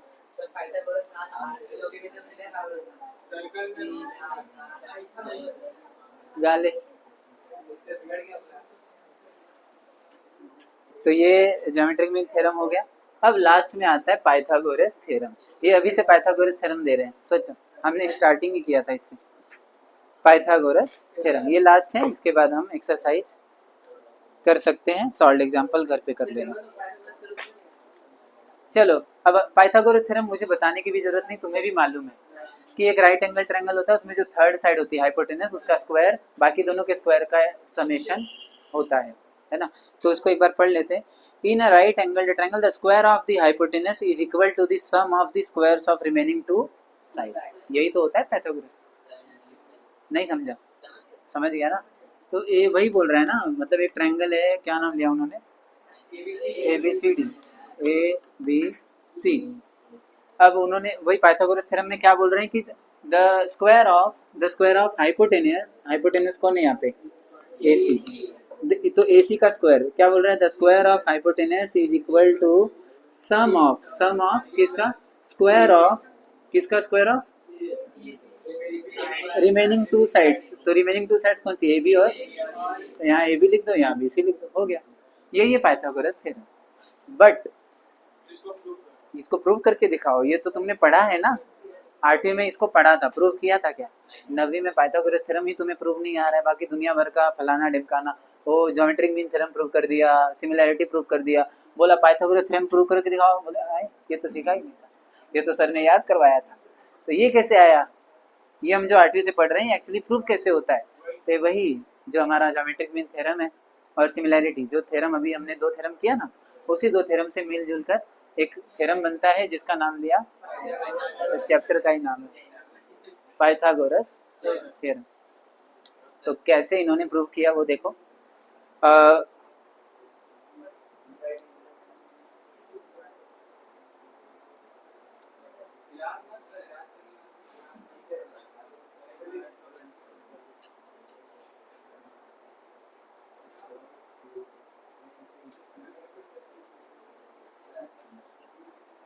ठीक है, ओके, तो ये जो हमने ट्रायंगल लिया था ना, ए बी सी, अब तुम्हें ना अब तक 3 थ्योरम हो गए। पहला थ्योरम कौन सा था? Similarity of right angled triangle. और इसी थ्योरम से हमने एक थ्योरम और प्रूव किया जिसका नाम दिया ज्योमेट्रिक, और इसी ज्योमेट्रिक मीन से एक और थ्योरम आता है पाइथागोरस थ्योरम। यानी मोटा मोटा बात ये समझो कि हमारा जो चैप्टर था वो थ्योरम समझे हमको, वो थ्योरम प्रूव हो सके, वो थ्योरम था तीसरा था ना, वो थ्योरम प्रूव हो सके उसके लिए ज्योमेट्रिक मीन पढ़ाया, और ज्योमेट्रिक मीन पढ़ाने के लिए ये। तो अभी कनेक्टिंग द डॉट हो रहा है ना कि हम क्यों सिमिलैरिटी वाला पढ़े, ताकि हम ज्योमेट्रिक मीन समझ पाए, और क्यों ज्योमेट्रिक मीन पढ़े, ताकि हम पाइथागोरस थ्योरम कर पाए। तो ये पाइथागोरस थ्योरम जो अभी हम करेंगे ये पूरा का पूरा ज्योमेट्रिक मीन ही करेंगे, ज्योमेट्रिक मीन के मेथड से ही उसको प्रूव करेंगे। कैसे प्रूव करेंगे देखते। तो देखो यहाँ पर ना एक हम एल्टीट्यूड बना देंगे, कंस्ट्रक्शन में आएगा ये, देखो वहाँ पे दिया है construction, draw perpendicular from point B to hypotenuse, ठीक है, वहाँ पे दिया है ड्रॉ परपेंडिकुलर फ्रॉम सेक बी डी, दे दो कुछ भी दे दो ना, डी दे दो वहाँ पे जो दिया है, ठीक है। क्योंकि वो परपेंडिकुलर है तो by similarity of right angled triangle हमने क्या बोला था कि जो ओरिजिनल ट्रायंगल है ए बी सी वो सिमिलर होगा B D A D B, और वो सिमिलर होगा ट्रायंगल बी डी सी लिया या सी डी बी लिया, क्योंकि वो जो लिया है वही नाम लो, बी डी सी। ये तीनों ट्रायंगल सिमिलर होंगे, ये कब पढ़ा था हमने? पहला वाला theorem, similarity of right angled triangle, ये थ्योरम में हमने पढ़ा था, ये तीनों सिमिलर। अब उसके बाद क्योंकि ये दोनों तीनों ट्रायंगल सिमिलर है तो हम इसको 2 पार्ट में डिवाइड कर देंगे, जैसे हमने ज्योमेट्रिक मीन के लिए किया था। क्या है पहला पार्ट? पहला पार्ट ओरिजिनल प्लस पहला वाला पार्ट, फिर दूसरे पार्ट में ओरिजिनल प्लस सेकेंड वाला पार्ट। तो इन दोनों को लिखो एक साथ, triangle A B C similar to triangle A D B, और ये होगा ट्रायंगल ए बी सी ये similar to triangle B D C. हो गए दोनों पार्ट। अब क्योंकि दोनों ट्रायंगल सिमिलर है तो हम उसको रेशो में लिख सकते हैं। तो क्या रेशो? देखो रेशो 3 होता है, रेशो 3 होता है, लेकिन यूज कोई 2 करते हैं, तो उन्होंने ऑलरेडी दोनों को लिख दिया है, तीनों को लिखा है, एक्चुअली तीनों को लिखा है, तो हम भी तीनों को लिख देते हैं। क्या है देखो, A B upon A D B C upon D B और A C upon A B. ये क्या है? Corresponding sides of similar triangle, CSST, याद आया? यही पढ़े थे ना हम। तो सेम इसमें भी करो जरा, बताओ इसमें भी क्या होगा? ए बी अपान, नहीं दिख रहा होगा तो यहाँ पर देखो, यहाँ पर डी बी लिया है और यहाँ पर बी डी ले रहे हैं, तो कंफ्यूज मत होना, सेम ही है।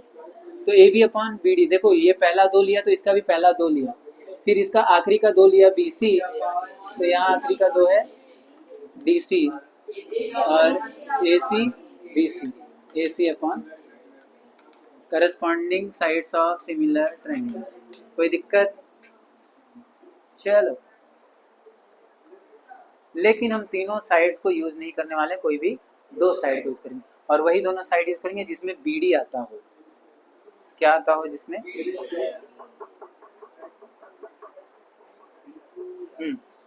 पहला वाला पार्ट कौन सा है? देखो ये पहला पार्ट है ना, ये पहला ट्रायंगल है, तो पहला ट्रायंगल में वो देखेंगे जिसमें ए बी आ रहा है। क्या आ रहा है जिसमें? तो इसमें ए बी कहाँ आ रहा है? देखो इसमें ए बी आ रहा है, इसमें भी आ रहा है, तो इसको और इसको उठाएंगे, इसको छोड़ दो, ठीक है। तो इन दोनों को लिखो एक बार वापिस, A B upon A D is equal to A C upon A B, लिख सकते हैं ना ऐसा? किसको भी उठा सकते हो, तुम्हें 2 चाहिए 2 उठाओ, तीनों सेम ही है। हाँ, अब क्रॉस मल्टीप्लाई करो जरा, तो A B into A B is equal to A C into A D, तो A B into A B square equals to A C into A D. कोई दिक्कत? ये हो गया 1। सेम प्रोसेस से इधर भी करेंगे। इसमें किसको ढूंढेंगे? सेकेंड साइड कौन सा है? तो बी सी कहाँ दिख रहा है? बी सी, इसको छोड़ दो, तो इसको वापस से लिखो, B C upon D C is equal to A C upon B C. अब क्या करेंगे? B C into B C is equal to A C into D C. B C into B C क्या हो जाएगा? B C square equals to A C into DC, ये हो गया second. अगर हम देखें यहाँ पर,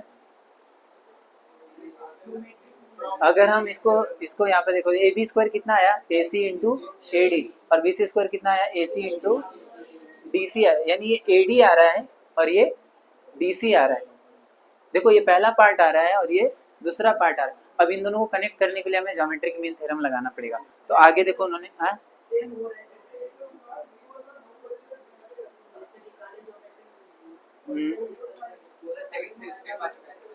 अच्छा देखते हैं ना आगे, ठीक है। तो अब मैं क्या करता हूँ ना, अब इन दोनों को मैं 1 और 2 को क्या कर देता हूँ, ऐड कर देता हूँ, ठीक है। एडिंग 1 एंड, ये इक्वेशन बोल सकते हैं क्योंकि इसमें इक्वल टू आया है, जहाँ इक्वल टू आता है उसको इक्वेशन बोल सकते हैं, कंफ्यूज मत। तो ये A B square plus B C square हो गया है ना, ये प्लस ये हो गया और ये प्लस वो हो जाएगा, is equal to A C into A D plus A C into D C. अब तुम बोलोगे ए सी और ये ए सी स्क्वायर कहाँ के नीचे देगा, ए सी देखो ये दोनों मल्टीप्लाई हो रहा है और ये दोनों मल्टीप्लाई, बीच में प्लस है, तुम कैसा देता, कॉमन लोगे, वेरी गुड। तो ए सी और ए सी को कॉमन ले लो, तो अंदर कौन बचा, इधर से ए सी गया, कौन बचा, और यहाँ पे ए सी गया, कौन बचा, डी सी। अब मुझे बताओ A D plus D C, A D plus D C क्या है, वापिस A D plus D C क्या है, ए डी में डी सी जोड़ोगे तो ए सी मिल जाएगा ना, तो ए सी इंटू ए सी, और ए सी इंटू ए सी क्या होता है, ए सी स्क्वायर। हुर्रे, आपका पाइथागोरस थ्योरम प्रूव हो गया, A B square plus B C square is equal to, देखो ना, दोनों ट्रायंगल का स्क्वायर, दोनों साइड का square is equal to hypotenuse का स्क्वायर, देखो ए सी का स्क्वायर। तो finally we have proved our Pythagoras theorem, जो कि हमारा इस चैप्टर का मकसद था। तो इसमें हमने सिमिलैरिटी ऑफ दी, देखो तुम लोग को लग रहा हो कि यार सिमिलर का क्या ही फालतू कंसेप्ट है, सिमिलर कहाँ यूज होता है, सिमिलर की वजह से पाइथागोरन टीका है, अगर सिमिलर ना होता तो ये प्रूव ही नहीं होता, थ्योरम बन ही नहीं पाता। आई बात समझ में। तो फाइनली हमने जो भी सीखने जैसा था वो सीख लिया। और एक चीज कन्वर्स है, कन्वर्स तो समझते हो, उल्टा उसका, अगर राइट एंगल ट्रायंगल है तो ऐसा है, और इसी का उल्टा क्या बोलेगा, अगर ऐसा है तो 90 डिग्री वाला ट्रायंगल है, ठीक है, वो कन्वर्स। तो ये समझ में आया, किसी को डाउट है कोई स्टेप में तो बता दो अभी। अमित डाउट नहीं है, ऋतिक कोई भी डाउट नहीं, इधर Nitesh doubt doubt doubt doubt doubt doubt, चाय चाय चाय।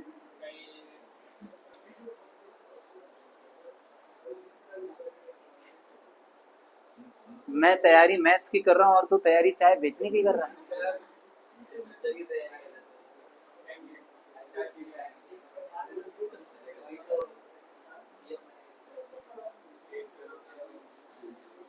चलो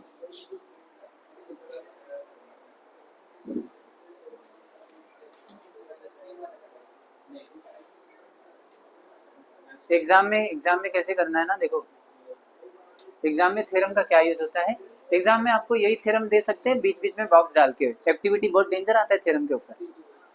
आप लोग बोलते हैं ना सर थ्योरम कहाँ आता है एग्जाम में थ्योरम तो नहीं आता है एकदम एग्जैक्ट कि हाँ ये थ्योरम बताओ, एकदम प्रूव करके एकदम स्टेटमेंट दिया और पूरा, जैसे पीपीटी में हमने क्या किया था, पीपीटी का स्टेटमेंट दिया, बोला प्रूव करो, ऐसा कभी नहीं होगा बोर्ड में। बोर्ड में क्या होता है, बोर्ड में क्या होता है ना कि जैसे मान लो बीपीटी है तो बीपीटी का पूरा थ्योरम वो लोग खुद से ही प्रूव किए रहेंगे, बट बीच बीच में बॉक्सेस रहेंगे, तो आपको वो तो पता रहना चाहिए कि बीच में बॉक्स में क्या आएगा, वो करने के लिए आपको समझदारी चाहिए कि मैं समझाऊं कि नहीं। तो मैंने देखो इसीलिए तीनों थ्योरम टेक्स्ट बुक के नाम के हिसाब से समझाया, क्यों, ताकि फिर ऐसा ना हो कि सर ने कुछ और नाम लिया था मैं वही नाम लिख दिया और वो गलत हो गया, ऐसा ना हो। तो मैंने टेक्स्ट बुक के हिसाब से ही समझा, क्योंकि वो लोग भी टेक्स्ट बुक का ही कट करके डालने वाले हैं, वो नहीं बदलते कभी, हाँ ये कभी नहीं बदलेंगे, सेम टू सेम, नाम भी सेम, सब कुछ सेम थ्योरम के लिए। तो तुम लोग को क्या करना है ना, अच्छे से समझ के जाना है, याद मत करके जाओ, समझ के जाओ कि बीच में कोई हटा दिया तो मैं कैसे भरूंगा। अब इसके लिए तुम खुद ही ऐसा उंगली उंगली रख के ऐसा बोल सकते हो, हाँ इधर पे क्या आना चाहिए, हाँ तो समझेगा, ऐसा थोड़ा दिमाग चलेगा, ठीक है। हाँ, अगर तुम्हें प्रैक्टिस करना है तो डाइजेस्ट में देखो, इसी के ऊपर एक्टिविटी दिया रहेगा। हाँ, इसमें बॉक्सेस उन्होंने ऑलरेडी करके दिया रहेगा, तो वो भी घर घर पे प्रैक्टिस कर सकते हो। सो अभी हम आगे बढ़ते हैं हमारे एक्सरसाइज के लिए। अब देखो, इतनी सारी चीजें हमने पढ़ी, उसका एक क्विक रिवीजन में अगर दे दूं तो सबसे पहले हमने क्या पढ़ा था? सबसे पहले क्या पढ़ा था? पाइथागोरस थ्योरम क्या होता है ना? पाइथागोरस थ्योरम के लिए क्या रिक्वायरमेंट है? और उसके बाद हमने प्रॉपर्टी पढ़ी थी। प्रॉपर्टी कौन कौन सी थी? 30 60 90 की और 45 45 90। Very good. और फिर उसके बाद हमने क्या पढ़ा? Similarity of right angled triangle, ठीक है। और दूसरा ज्योमेट्रिक मीन थ्योरम। और तीसरा पाइथागोरस थ्योरम। चौथा कन्वर्स ऑफ पाइथागोरस। तो ये सारी चीजें हमें ये पूरा सिखाने में 1 घंटा लग गया, है ना? 7 को स्टार्ट किया था, 8 बजे, तो 1 घंटा लग गया कम से कम। अब एक्सरसाइज उतना ही स्पीड में जाएगा, क्योंकि एक्सरसाइज में अब कुछ है ही नहीं, जो भी था वो हमने समझा दिया। तो चलो आगे बढ़ते हैं अब एक्सरसाइज की तरफ। तो मैं क्वेश्चन नंबर 1 नहीं कराऊंगा, ऑलरेडी मैंने कराया है। प्रैक्टिस सेट 2.1 का question number 2। Question number 1 triplet मैंने बताया ना, ट्रिपलेट आ जाएगा कि नहीं? 11 60 61। देखो क्वेश्चन नंबर 1 का लास्ट 11 60 61 कर लोगे? अभी देखो, हमने जो क्वेश्चन में जो वैल्यू लिया था ना, क्वेश्चन नंबर 2 का देखो, 9 और 4 सेम वही है, 9 और 4। इसका आंसर कितना आ रहा था? 6 ना? 6 ही आएगा। चलो सॉल्व करके देखते हैं। ज्योमेट्री को कैसे सॉल्व किया जाता है? Given to find solution, given to find solution, ठीक है। तो मैं एकदम, क्योंकि देखो अलजेब्रा नहीं है ये, तो ज्योमेट्री जैसा सॉल्व कर रहा हूँ। तो गिवन लिखूंगा, फिर टू फाइंड, फिर उसके बाद सॉल्यूशन।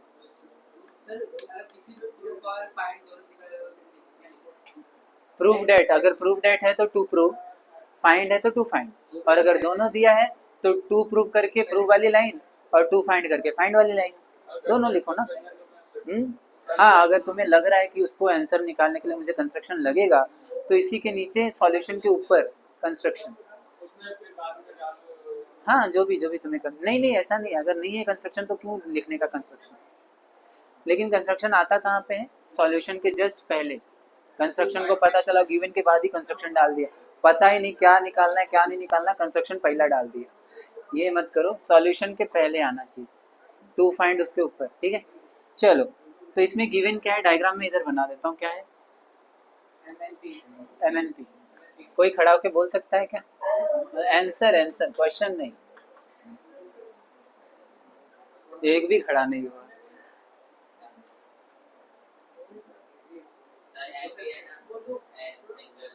MQ दिया है 9, MQ कितना दिया है? 9। QP दिया है 4, और बोल रहा है NQ कितना होगा। तो देखो गिवन में ना क्वेश्चन वाला ही लाइन लिख दो। गिवन में क्वेश्चन वाला लाइन क्या है? In triangle MNP, angle MNP कितना है? एंगल MNP है 90 डिग्री, और उसके बाद NQ is perpendicular to seg, NQ is perpendicular to MP, seg MP। मतलब हम क्या करते हैं ना, जो क्वेश्चन का लाइन होता है वही गिवन में दिखता है, ज्यादा सोचो मत। और भी 2 वैल्यू दिए है, M की वैल्यू की दी है, MQ की वैल्यू 9, QP दिया है 4, ये सब कुछ दिया है। अब ढूंढना क्या है? Find NQ। तो यहाँ पर लिख दो NQ is equal to question. अब तुम्हें सॉल्यूशन लिखना है। तुम्हें भी पता है, मुझे भी पता है इसमें कौन सा थ्योरम लगने वाला है, ज्योमेट्रिक मीन थ्योरम। तो सीधा हम ऐसा लिख सकते हैं, क्या लिख सकते हैं बोलो? लाइन तुम बोलो, मैं डिसाइड करता हूँ। अरे वो गिवन में हो गया, बार बार वही लिखेगा, मार्क्स चाहिए क्या? बोलना, बोल, डर क्या रहा है? डायरेक्ट ही लिखना है, बोलो। हाँ, तो यहाँ पर लिखो NQ square is equal to M Q into Q P. कैसे हुआ ये?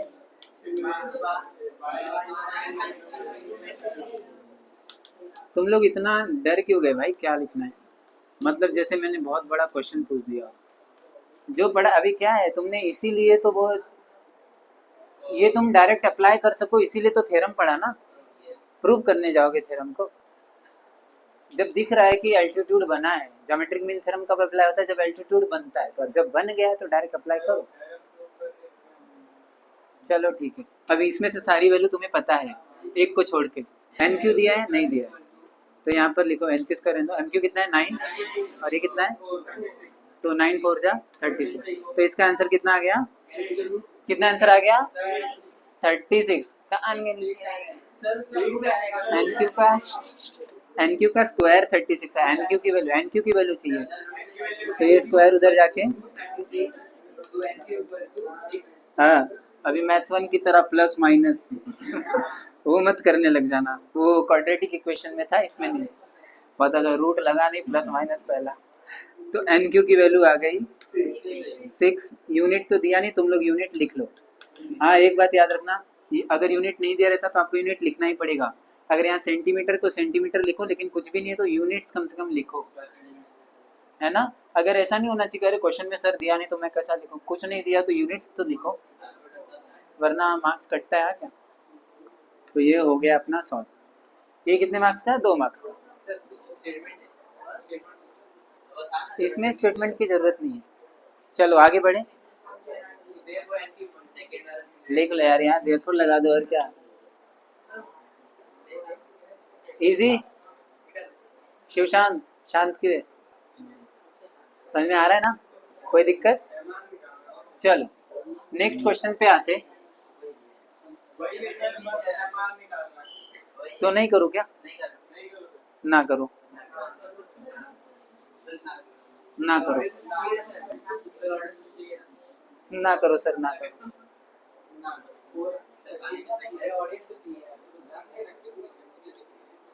खत्म मत करो। तो देखो सेकंड वाला क्वेश्चन मैं तुम पर छोड़ता हूँ, क्योंकि मुझे तुम पर विश्वास है। थर्ड क्वेश्चन है, थर्ड। सारा एक्सरसाइज तो करना ही है, थर्ड वाला मैं तुम्हें छोड़ता हूँ, तुम लोगों करो। सेम टू जैसे सेकंड वाला किया ना, सेम थर्ड भी करना है, लेकिन वैल्यू किसी और की दी है वहाँ पे। चलो फोर्थ वाले में आते। फोर्थ वाला क्वेश्चन देखो। अरे वाह, 30 60 90 है ये तो। क्या है? अबे एक 30 एक 90 है तो बचा हुआ 60 हुआ ना। नहीं पी लो, तुम संतुष्ट रहो, हम यहाँ 4 घंटे से चिल्लाए गाए हैं, एक ही बराबर है। तुम्हें थकान हो रही है, पसीने तो तुम्हारे निकल रहे हैं, प्यास तुम्हें लग रही है। नहीं पी लो, पी लो, नहीं P low.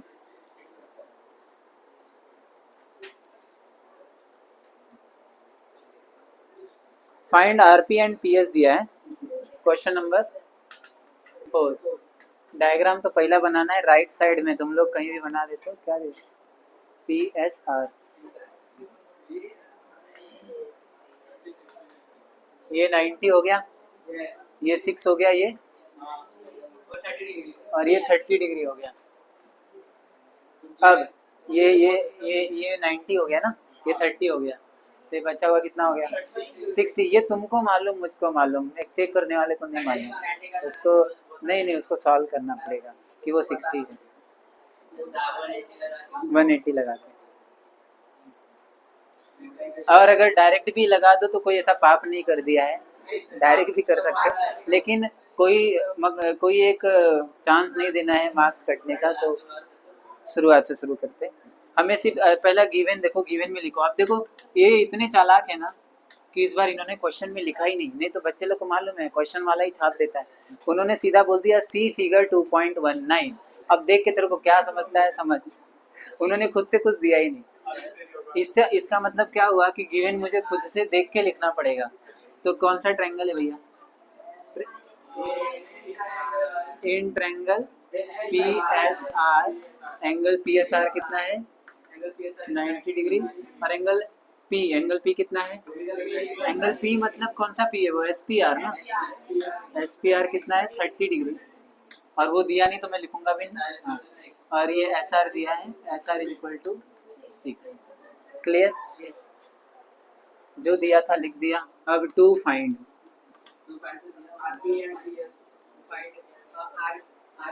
RP and PS. तो RP equals to question mark और पीएस इज इक्वल टू। पहला देख लो आरपी है किधर। ये आरपी यानी हाइपोटेनस पूछा है, पीएस यानी दोनों ही प्रॉपर्टी लगने वाला है। तो मैं ना एक काम करता हूँ, सॉल्यूशन में स्टार्ट करता हूँ। कैसे स्टार्ट करूँ? डायरेक्ट लिख देता हूँ angle P S R plus angle S P R plus angle S R P, है ना, इक्वल्स टू 180 डिग्री। अब ये लाइन तुम्हें मालूम है ना, summation of all the angles of a triangle is 180 degree. लिख सकते हो, sum of all angle of a triangle is 180 degree. लिख सकते हो ना, ये तुम्हारे ऊपर। अब इसमें से दो वैल्यू पता है, ये पी एस आर 90 है, 90, एस पी आर 30 है, 30, ये मालूम नहीं है। क्लियर हो गया? तो therefore angle S R P कितना हो गया? अच्छा, ये इधर ऐड नहीं किया मैं, एक स्टेप में ऐड करना है। 90 प्लस 30 120 होता है, उधर माइनस में तो कितना आएगा इधर? 60। वही तो आया ना।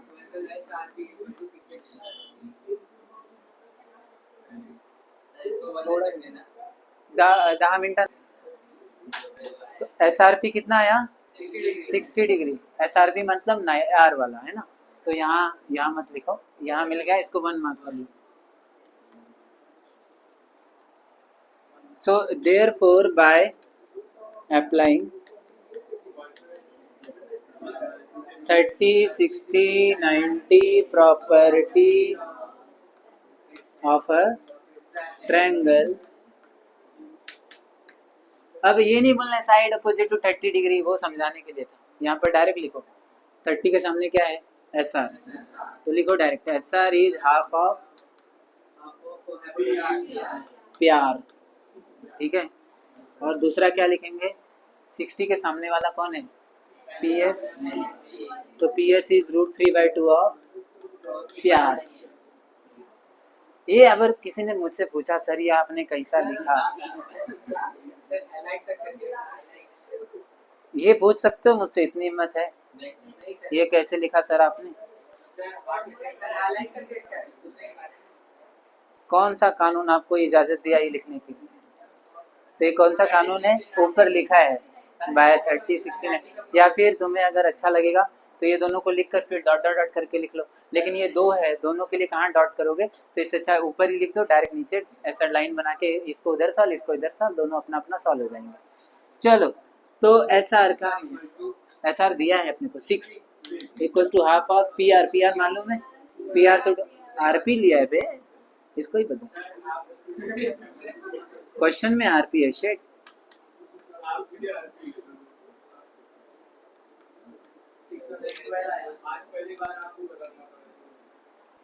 ऐसा होता नहीं, आरपी हमको मालूम नहीं है। अब ये 2 डिवाइड हो रहा है ना, 1/2, 2 नीचे, वहां जाके ऊपर मल्टीप्लाई हो जाएगा। तो 6 × 2 इक्वल्स टू आरपी। तो आरपी कितना? एक मिनट, इधर से भी तो मेरे को आरपी मिलने वाला है। नहीं, ये आरपी की वैल्यू इसमें डाल दूंगा तब पीएस मिल जाएगा। पीएस, यस, मैं सही कर रहा। तो ये दिख रहा है क्या नीचे का? तो देयरफॉर आरपी कितना आ गया?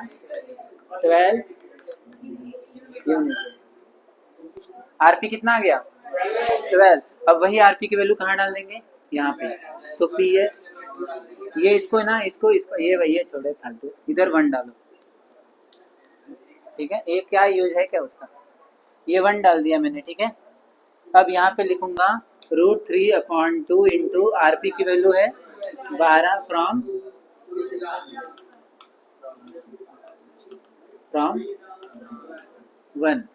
1 से मैंने 12 डाल दिया उधर। अब 12 का आधा करो 6, तो सीधा आंसर आ गया पीएस इक्वल्स टू 6√3 यूनिट्स। अब कोई बोल दे ऐसा हार्ड है? दोनों एक ही साथ निकल गया। अब इसको तुम्हारे नोटबुक में पहले ये सॉल्व करो, इसको 1 दो, फिर इसी के नीचे इसको सॉल्व करो। मैं नीचे करूंगा, दीवार पे आ जाएगा ना, तो तुम लोग बुक के नीचे करना, ठीक है। कुछ हार्ड था इसमें? इसमें एक चीज ध्यान में रखना, मैंने ये 60 वाला लाइन क्यों किया, ये मुझे भी पता था 60 ही आने वाला है, लेकिन फिर भी करके दिखा दो ताकि कोई मार्क्स ना कटे। हाँ, और उन्होंने देखो ना, उन लोग को मस्ती तो देखो, ये 60 दे नहीं सकते थे। अगर रहता तो वो लोग तो सीधा दे देते 60, तब तो हमारा कुछ सोचना ही नहीं था, डायरेक्ट ये लाइन पे आते, 30 60 दिख ही रहा, डायरेक्ट ये लाइन लगाते, सीधा अप्लाई हो जाता। बट वो लोग को ना तुम्हें बताना था कि नहीं भैया ये तुम देखो, ये मालूम नहीं कितना है,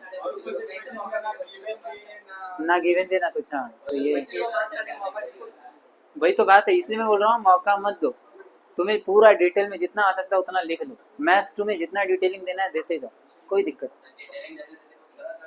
2 मार्क्स में डिटेलिंग दोगे तो मार्क्स तो कटेगा ही, जो जो 3 मार्क्स 4 मार्क्स का हो उसमें थोड़ा सा ठीक है, समझ में आया। चलो आते हैं next question. Next question box वाला, अब तुम लोग बॉक्स वाला मुझसे कराओगे, ये टाइम आ गया।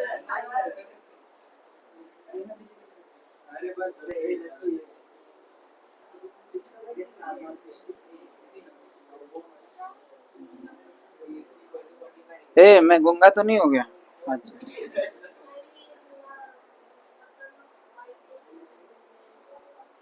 हाँ, उसमें देखो सामने दिख रहा है वो अच्छा, उन्होंने ए बी और बी सी दिया है, सेम दिया है, वो गिवन गिवन वाला पार्ट है, वो पहले बॉक्स में गिवन आ जाएगा। अब चुप रहे। अब एंगल बी ए सी को देखो, बी ए सी कौन है रे, बी ए सी को 90 लिखा, बी ए सी क्या आने वाला है 45 डिग्री, ठीक है।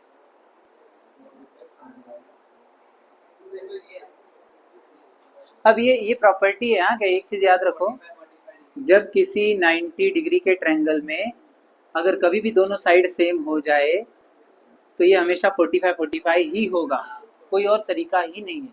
मैंने अभी बताया था, ये 45 होगा तो ये दोनों साइड सेम, और अगर ये दोनों साइड सेम है तो ये 45 होगा, उल्टा पुल्टा कैसा भी करूँगी।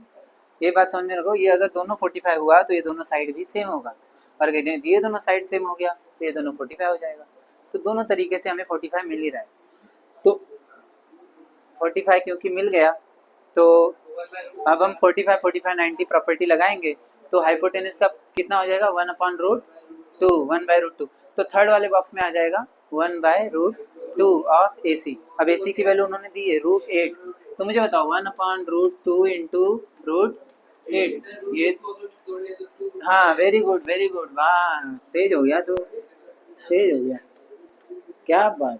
8 को हम तोड़ सकते, 4 2 जा 8 है ना, तो 4 का रूट बाहर आ जाएगा, बाहर आके वो खुश ही मनाएगा। 4 का रूट हो गया 2 और अंदर फंस गया √2, √2 कैंसर, 2 बन जा 2, तो 2 यूनिट इसका, 2 यूनिट इसका क्या है आंसर, ठीक है। चलो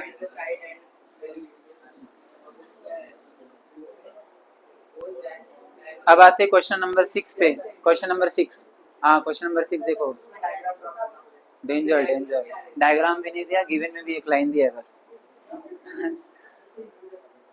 find the side and perimeter, वो भी फाइंड दिया है, गिवन भी नहीं है। गिवन में बस ये है कि उसका स्क्वायर है और वो स्क्वायर का डायगोनल 10 है।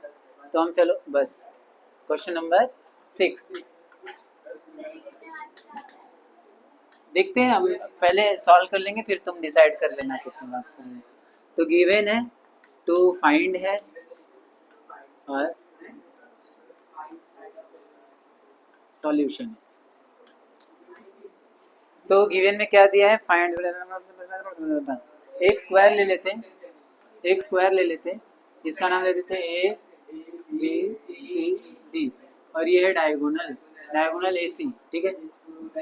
अच्छा, स्क्वायर में दोनों डायगोनल सेम ही होता है, अगर ये 10 है तो ये भी 10 ही होगा। और तुम्हें ये भी अगर नहीं पता हो, क्या पता कुछ बोल नहीं सकते, स्क्वायर का चारों साइड सेम होता है, मालूम है। तो साइड निकालना और पेरीमीटर निकालना है स्क्वायर का जिसका डायगोनल दिया है।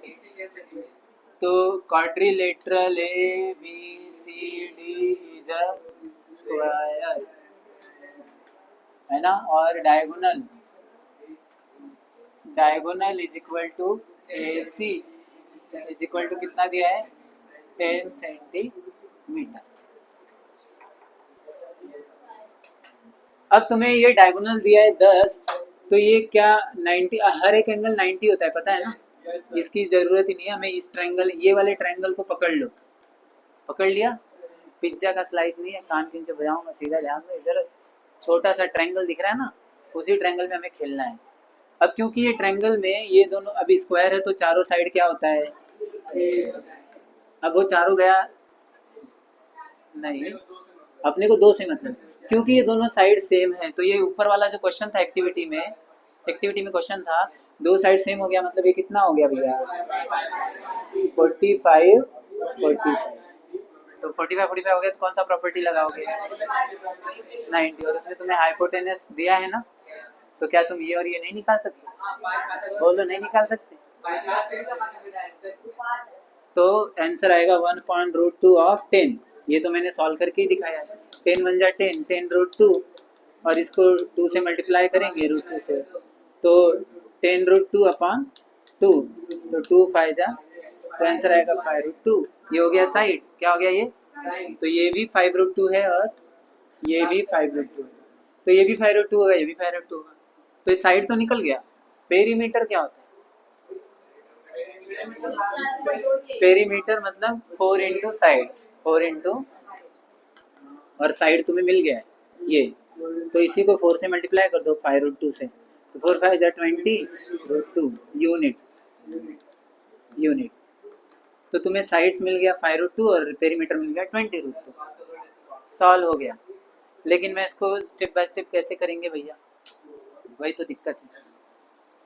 अच्छा भाई, कुछ लोगों का ये प्रॉब्लम होता है कि सर मुझे ना मैथ्स तो समझ में आता है, मेरे को ये भी पता है आंसर कैसे आएगा, मैंने को प्रॉपर्टी भी याद आती है, लेकिन ना सर स्टेप का प्रॉब्लम होता है। पहले क्या लिखे, बाद में क्या लिखे, इसके बाद क्या लिखे, उसके बाद क्या लिखे, उसमें मैं वही भूल जाती हूँ कि मैं करने क्या वाली थी, और मेरे को करने का क्या था, ढूंढने का क्या था, उसमें ही घूम जाते थे।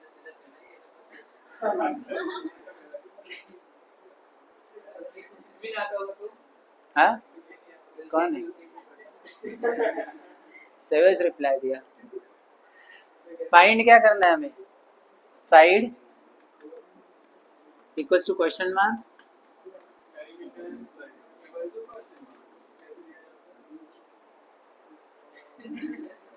तो सॉल्यूशन में कहाँ से स्टार्ट करें, तुम लोग बताओ। क्या लिखूं मैं यहाँ पे, क्या लिखूं? मजाक लग रहा है। सर एडीसी हम लोग लिख सकते हैं 45 डिग्री का, लिख सकते हैं सर, क्या ऐसे बता सकते हैं? तुम ना अगर कभी ऐसा कंफ्यूजन हो तो एक चीज मैं बताता हूँ कि लास्ट में तुम्हें क्या अप्लाई करना है। लास्ट में तुम्हें 45 45 90 ही अप्लाई करना है ना इस पे। अल्टीमेटली तुम्हें इस ट्रायंगल पे 45 45 90 वाला प्रॉपर्टी अप्लाई करना है। तो उसके लिए एक चीज ये प्रूव करना पड़ेगा कि ये 90 है, ये प्रूव करना पड़ेगा। तो प्रूव क्या करना है वो हमें मालूम है, each angle of a square is, तो यहाँ लिख दो सबसे पहला, each angle of a square is 90 degree. रुको रुको बता रहा हूँ एक एक करके। पहले ये वाला ईच एंगल 90 डिग्री बोला ना, तो देयरफॉर मैं ऐसा लिख सकता हूँ, therefore angle ADC equals to 90 degree बोल सकता हूँ ऐसा। इसको 1 मान हो गया। चलो ये 45 45 90 लगाना था ना मुझे, ये 90 चाहिए था, हो गया 90। अब ये 45 चाहिए, 45 के लिए क्या प्रॉपर्टी? DAC equals to 45। हाँ कैसे, हाँ कैसे, क्या क्या कोई लाइन पढ़ा? हाँ नहीं, वो तो ठीक है, वो ठीक है, वो ठीक है, लेकिन तुम्हें एक चीज बताता हूँ।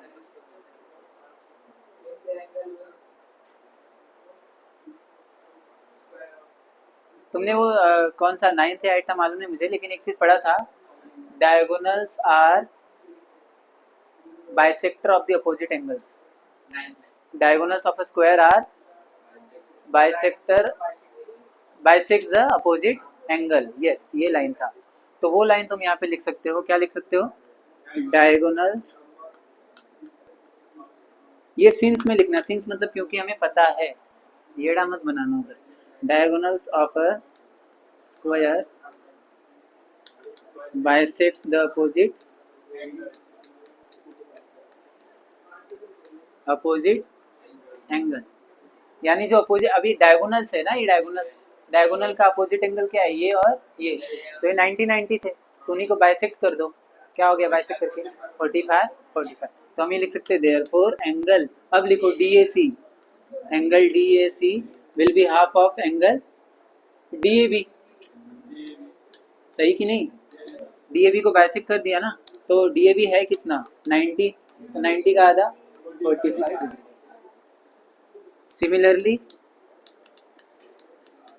सिमिलरली ये वाला जो एंगल है DC है, एंगल DCA भी कितना हो जाएगा 45 डिग्री। अब देखो ये हो गया 45, ये हो गया 45, ये हो गया 90, हो गया ना 45 45 90। हाँ। ये क्या बोल रहा था, स्क्वायर का जो डायगोनल होता है वो अपोजिट एंगल को आधा आधा कर देता है, मतलब अगर 90 है तो 45 45 हो जाएगा, तो क्योंकि वो आधा कर देता है तो मैं आधा कर दिया, वो आधा करता है तो मैंने इसको आधा कर दिया, किससे आधा किया, एंगल से, DAB का आधा, हाँ, तो DAB था कितना 90, तो 90 का आधा किया 40, ठीक है।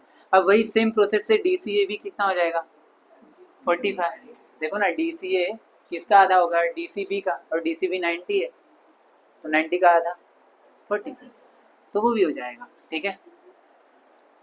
अब तुम बोलोगे सर आपने DAB 90 है और DAB 90 है और DCB 90 है, ये आपने बताया कहाँ पे, तो मैं बोलूँगा ऊपर देखो ईच एंगल 90 डिग्री है, तो मैंने सिर्फ एक ही एंगल लिखा, यहाँ पर तुम चारों एंगल भी लिख सकते हो, जैसे ADC बोला ना, हाँ नहीं क्योंकि यहाँ पर भी यूज हो रहा है ना, तो एक काम करते हैं यहाँ पर चारों का नाम लिखते हैं, देयरफॉर हाँ angle ADC is equal to angle ABC equals to angle BC plus angle is equal to angle ADC हो गया, ABC हो गया, BCD हो गया और BAD, ये सभी एंगल कितने हो जाएंगे, अब इसको क्या मान लो 1, ठीक है, याद आया।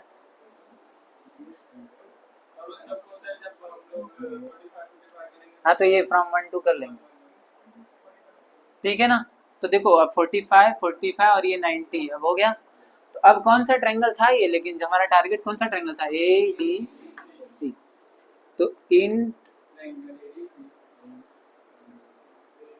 ट्रायंगल ADC बाय अप्लाइंग, अच्छा इन ट्रायंगल ADC में तुम तीनों एंगल का नाम भी लिख सकते हो, कौन से तीनों एंगल है, angle ADC is equal to 90 और angle DAC is equal to 45 and angle DCA is equal to 45 degree, तो by applying 45 45 90 90 property of a, दिख रहा है ना, क्या हो जाएगा 45 45 लगाओगे तो क्या हो जाएगा 45 के सामने वाला, 45 के सामने वाला कौन है AD, तो AD क्या हो जाएगा 1/√2 ऑफ AC, ठीक है ना, तो 1/√2 ऑफ AC, तो देखो AD क्या हो जाएगा फिर 1/√2 ऑफ 10, तो 10√2 क्या हो जाएगा 10√2 into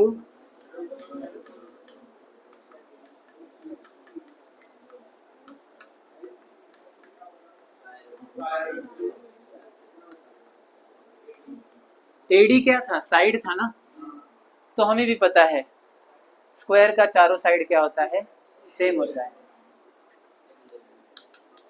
all sides of a square are equal, ठीक है, all sides of a square are equal, are equal नहीं दिख रहा होगा, मैं बोल रहा हूँ लिख लो, तो देयरफॉर कौन से चारों साइड से नाम बताओ, AD is equal to DC is equal to BC is equal to AB, सब कितने हो जाएंगे, सब कितने हो जाएंगे 5√2 यूनिट, सब कितने हो जाएंगे, ये सब के सब हो जाएंगे 5√2 यूनिट। ये क्या निकाला हमने? साइड्स निकाला। अभी तक तो पेरीमीटर निकाला ही नहीं। पेरीमीटर का फॉर्मूला क्या है? Now perimeter is equal to 4 into side. अब 4 इंटू साइड कौन सा भी ले लो, 5√2 है ना। 4 5 जा 20√2, 4 5 जा 25। अब बोल नहीं बोला, बोल। ध्यान मेरा है कौन क्या बोल रहा है। ये हो गया हमारा, क्या हो गया बे? पेरीमीटर। तो हमने साइड भी निकाल दिया और पेरीमीटर भी निकाल दिया। अब मैं वापस बता दूं, अगर तो हमने साइड निकालने के लिए कौन सा थ्योरम, साइड निकालने के लिए कौन सा प्रॉपर्टी यूज किया? 45 क्योंकि हमारा मेन मकसद ही वही था। बट हमें 45 90 का प्रूफ नहीं मिल रहा था। तो वो प्रूफ हमने 8वीं स्टैंडर्ड में गए, थोड़ा इतिहास झाका अपना, तो हमें एक लाइन मिला, स्क्वायर का हर एक एंगल 90 डिग्री होता है, इससे ये हर एक एंगल 90 हो गया। और स्क्वायर का डायगोनल 9th वाले में, ओके। तो स्क्वायर का डायगोनल एंगल को बाइसेक्ट कर देता है, तो इस एंगल को भी उसने बाइसेक्ट कर दिया होगा, तो 90 का आधा कर दिया तो 45। तो ये स्टेटमेंट बहुत ज़्यादा जरूरी है।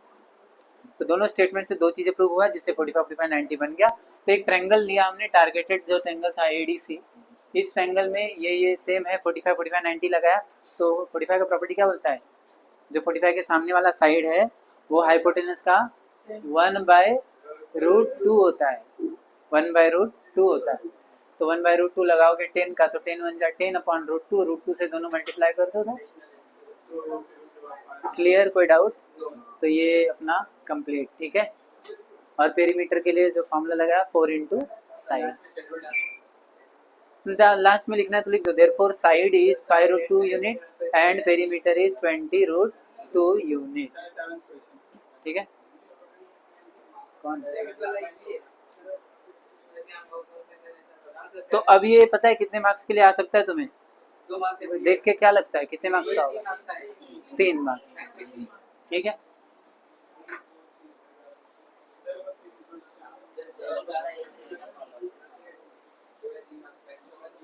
मैंने ये कौन सा क्वेश्चन था, छठवां ना? रुको देखते हैं ना।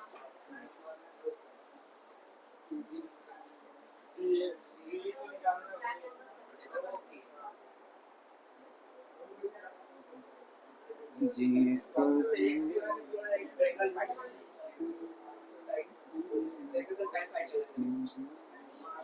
अरे क्वेश्चन नंबर 7 ज्योमेट्रिक मीन लगाना है। देखो तुम्हें एल्टीट्यूड दिया है, ज्योमेट्रिक मीन लगाओ। एक बार डायग्राम बना देता हूँ। क्या डायग्राम है? क्या है वो? ई एक EF है, EFD है। Okay, EFD। और यहाँ से एल्टीट्यूड गया है, कितना है वो? जी, ये 8 है, ये 12 है। क्या बोल रहा है ढूंढने के लिए? Easy FD EF। इजी, पहले बताओ इजी मिल सकता है क्या तुम्हें? इजी कहाँ है भैया? इजी ये इधर। हाँ तो देखो, ये वाला साइड का square equals to this into this. तो 144, 12 का स्क्वायर 144। तो 144 को लिए आने के लिए 8 को किससे मल्टीप्लाई करना पड़ेगा? 16 9 जा होता है इधर, 18 8 जा होता है ना। 18 8 जा 144 होता है, टेबल भी नहीं आता।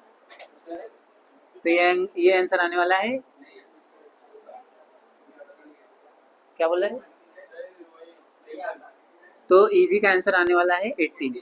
करके देख लो, ज्योमेट्रिक मीन से करना है ना, बताया क्वेश्चन नंबर 2। पकड़ो। FD क्या है? FD किधर है? FD, अरे क्या है ये? दिख रहा है ना? पाइथागोरस थ्योरम लगा दो, इस छोटे वाले ट्रायंगल पे लगाना पाइथागोरस। ये छोटा पाइथागोरस है ना, ये साइड है 12, ये साइड है 8, तो थर्ड साइड का क्या होगा? 12 square plus 12 by Pythagoras theorem FD square is equal to FG square plus GD square. तो 12 स्क्वायर 144, 8 स्क्वायर 64। तो 144 प्लस 64 8, 208। 208 का तो रूट ही नहीं होता। फिर भी हम करेंगे, हम हिम्मत नहीं हारेंगे। FD का स्क्वायर 208, तो किसका स्क्वायर होता है 208? देखते हैं। तो FD हो जाएगा रूट ऑफ 208। तो रूट ऑफ 208 क्या होता है? 4 इंटू 51, 4 इंटू 51, तो ये आंसर आ जाएगा। अभी देखो 51 का तो रूट होता नहीं है ना, और 51 प्राइम नंबर तो नहीं है, लेकिन 17 3 जाए तो 17 भी प्राइम है, 3 भी प्राइम है, तो कुछ मतलब नहीं है उसको तोड़ के ये 4 को बाहर निकाल देते हैं, तो हो जाएगा आंसर 2 रूट 51 यूनिट। ठीक है, तो एफ डी की वैल्यू भी आ गई। अरे इसको ना 4 से डिवाइड किया मैंने, तोड़ा तोड़ा। अब देखो 51 को 4 से मल्टीप्लाई करो, 4 1 जा 4, 4 5 जा 20, सॉरी सॉरी सॉरी 52 है, सुनो सुनो 52 है, 52 है, ठीक है, छोड़ो छोड़ो। तो अभी 52 को भी आगे डिवाइड कर सकते हैं क्या? 13 4 जा, यस 13 4 जा, तो मैं इसको क्या क्या कहाँ एफ को 90, हाँ तो क्या हुआ, एक मिनट, तो क्या हुआ, तो एफ 90 नहीं है गधो, ये पूरा 90 है, तो अपने को ये छोटा हिस्सा लेना है, तो ये थोड़ी 90 होगा। तो ये हो जाएगा अपना, देखो 4 इंटू 52 पहला पार्ट, अब 52 को वापस डिवाइड कर सकते हैं, तो कैसे करेंगे, 4 इंटू ये 52 को कैसे लिख सकते हैं, 52 को 4 इंटू 13, 13 4 जा 52, तो इसको 4 इंटू 13 हो गया। अब 13 प्राइम नंबर है, आगे नहीं हो सकता उसका, तो 4 4 जा 16, जो चीज़ 2 बार उसको लिखो 1 बार, तो ये ऐसा भी कर सकते हो, नहीं तो 4 चौक को 16, 16 का रूट 4, तो भी आ जाएगा। तो जैसे तुम जाओ, रास्ते अलग है, मंजिल है, ठीक है, तो 4 रूट 13 इसका आंसर आ गया। अब कोई दिक्कत नहीं है ना, यूनिट्स, यस मुझे सिखा दो अभी। ईएफ किधर है, ईएफ कैसे निकलेगा, सेम तरीका, या हाँ देखो इसके लिए दो तरीका हो सकता है, या तो तुम इसका ये तो निकाला ही है 18, तो या तो तुम ये ट्रायंगल लो और ये हाइपोटेनस समझ के सॉल्व करो, या फिर बड़ा ट्रायंगल लो, 18 प्लस 8 24, हाइपोटेनस 24, ये वाला साइड तो अभी निकाला, 4 रूट 3 4 रूट 13, कि आत्मा कांप जाएगी ये सॉल्व करने में। लेकिन हाँ अगर ये भी करोगे तो मस्त प्रैक्टिस हो सकता है, अगर है दम तो करके दिखा। हाँ अगर नहीं कर पाओगे तो भैया ये तरीका तो है, छोटा वाला लो, एक 18 एक 12 और ये हाइपोटेनस समझ के सॉल्व, भगवान बोलता है, ठीक है।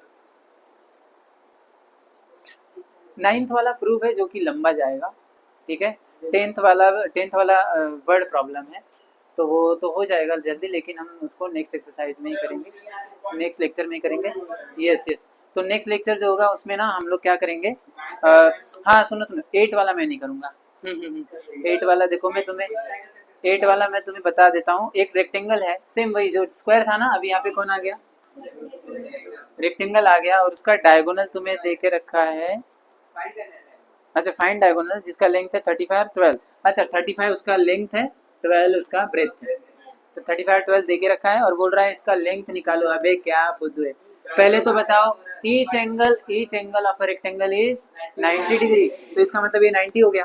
अब क्योंकि ये 90 हो गया तो मैं पाइथागोरस लगा सकता हूँ, तो इस पर पाइथागोरस लगा दो, फर्स्ट साइड मालूम है, सेकंड साइड मालूम है, हाइपोटेनस निकल जाएगा।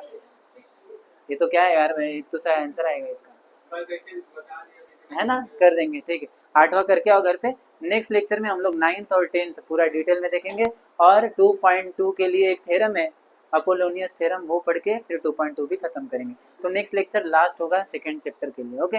सो अब तक किसी कोई डाउट है, बैठो रे, बट अब तक किसी कोई डाउट है, ठीक है, अगर किसी को डाउट है तो नेक्स्ट लेक्चर में पूछना, और देखने के लिए थैंक यू तुम्हारे लिए।